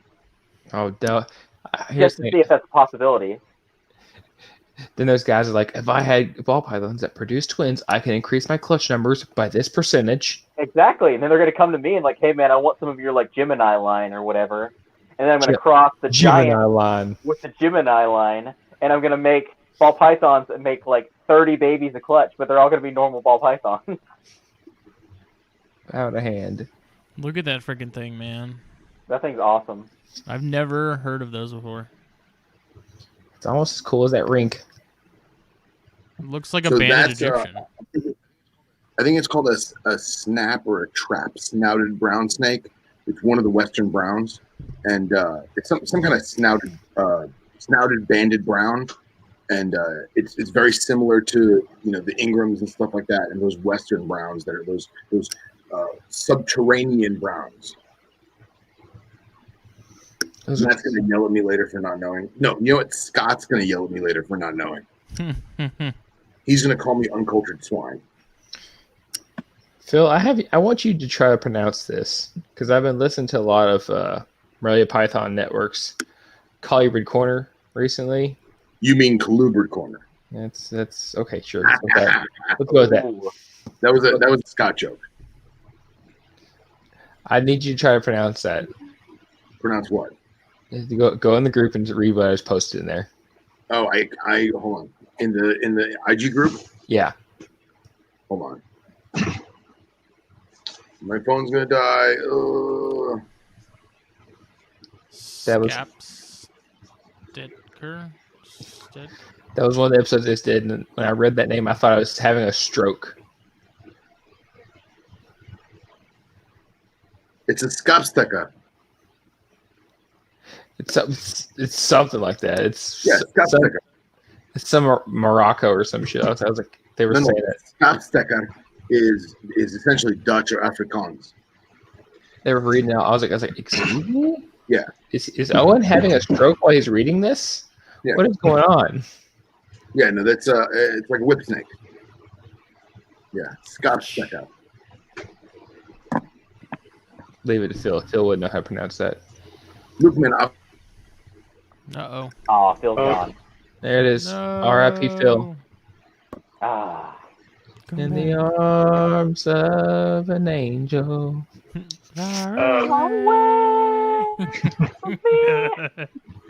real quick, Mike. Yeah, he does feed medium rats and bigger stuff to his females that he's getting ready for breeding and stuff. But if you're just keeping them, you don't have to feed them big things like that. Oh. Okay. Oh fuck. Yeah, So that it's cage he had, Philly, was that like, did he make that or did he have it like commissioned from somebody? What was that? So the big cage with the trio of, I don't even remember what kind of rat snakes, but the big one. it's yours. Did he have that made by somebody or did he make it himself? I want to say he built it himself. Like, it's been a long time project for him to get that going. Yeah, it looked really good. Yeah, it did. Yeah, he did a good job with it. I got to figure out how to make my own. Like, I got to talk to a couple people to figure out how to seal stuff up. Because I think you and I have talked about this before. Like, I've got so many animals at this point. If I'm going to do cages, I got to build them myself, or I'm going to be like out a whole bunch of money. I'm in that boat. Yeah. Big time. So, like, it just doesn't make sense for me to order stuff. I got to figure out how to make it.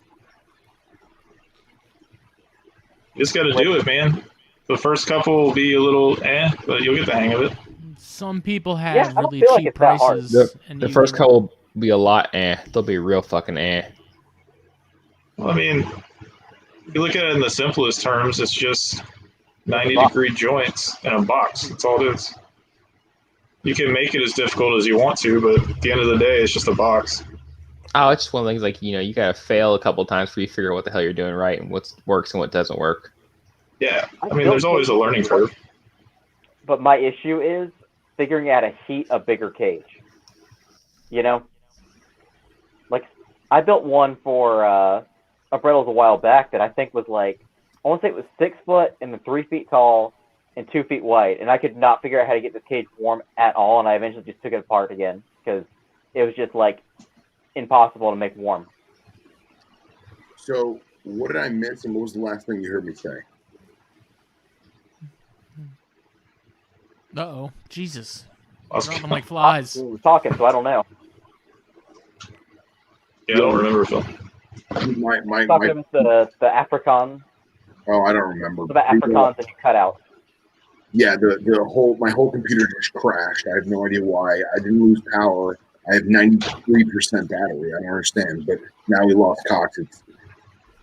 I don't know, but yeah, I mean, it's about that time anyways, so it is about that time.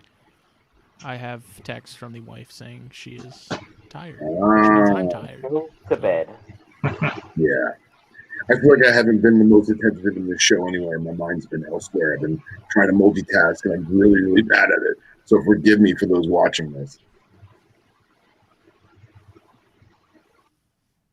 Phil's got a lady friend he's talking to. He's distracted. Yeah, don't lie to us, Phil. She literally just texted me. She's like, stop looking at your phone. Your friends are gonna notice.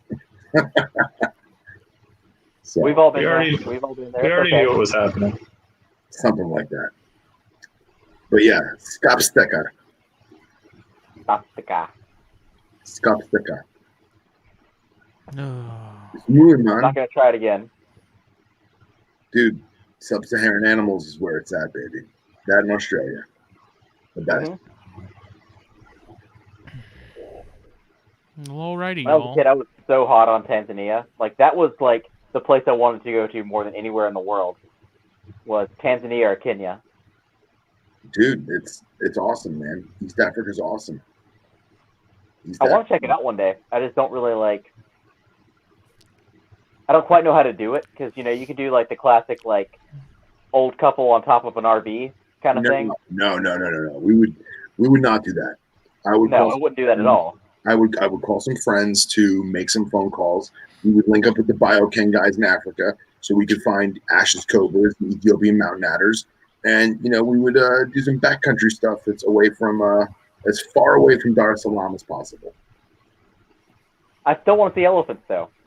Like Oh, we'll I see. still want to see wild elephants. We'll see them. You wear that jacket and you will.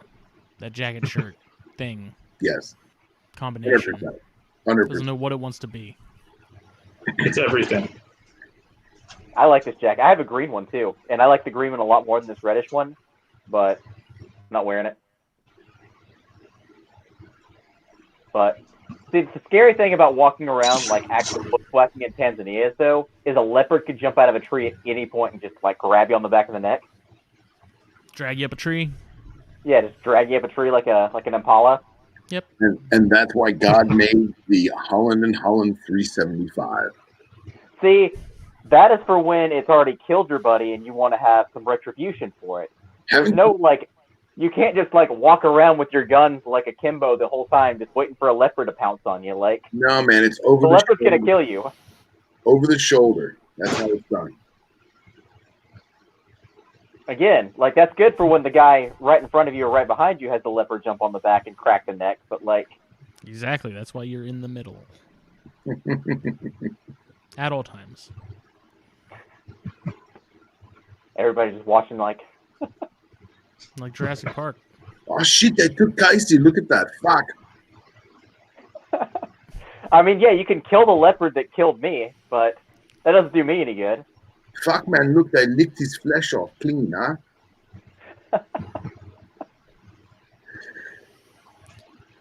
I still want to go to Kenya. That's Well, speaking of sub-Saharan Africa, I actually had some really good news lately.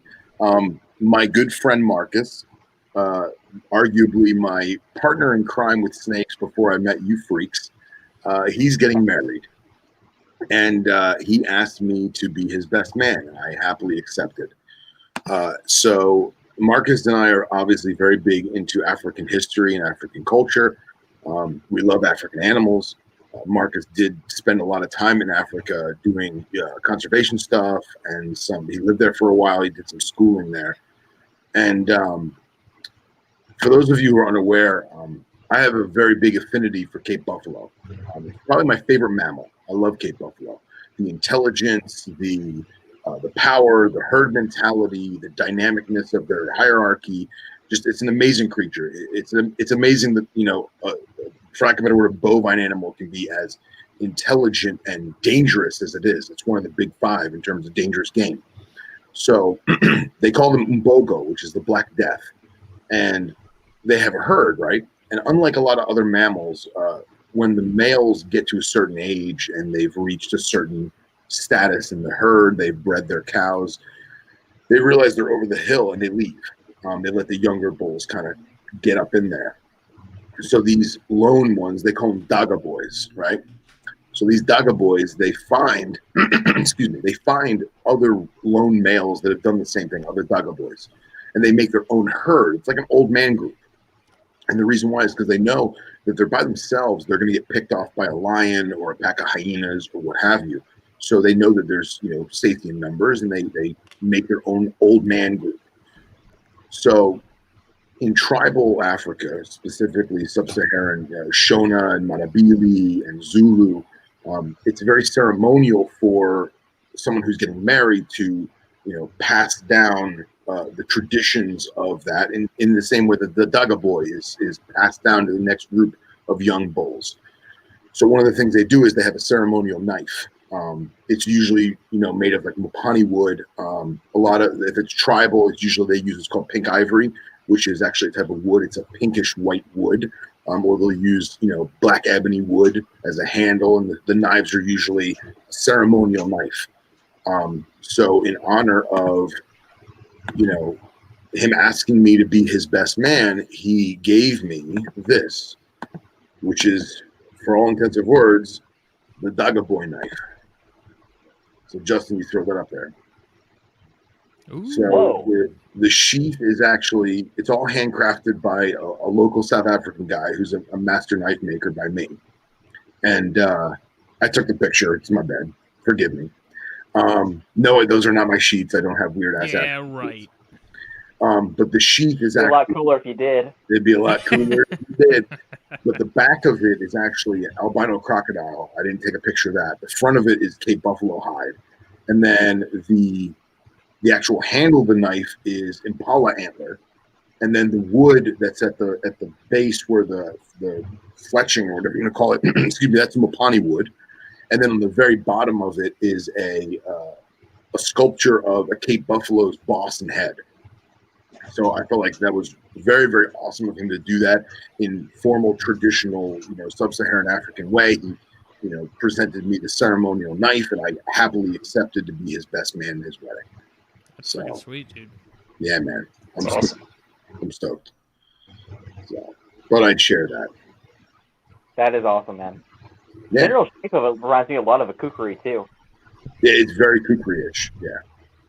Yeah, actually, it's funny because that knife is not like, it depends on obviously the tribal region or the part of Africa that they hail from. But in terms of like Zulu, it's almost usually a spear, a double-sided spear point. And my good friend, who is South African, and he served in the South African Defense Forces and stuff. He speaks Afrikaans, he speaks Zulu. He was telling me that what they do for that is they'll basically make like a Roman short sword out of a spearhead, and they'll use that as a ceremonial knife. And what they do is they take a big piece of stone and they'll carve out the shape of a double-sided spear, and they'll melt their iron ore and pour it into the stone to make the mold of the spear.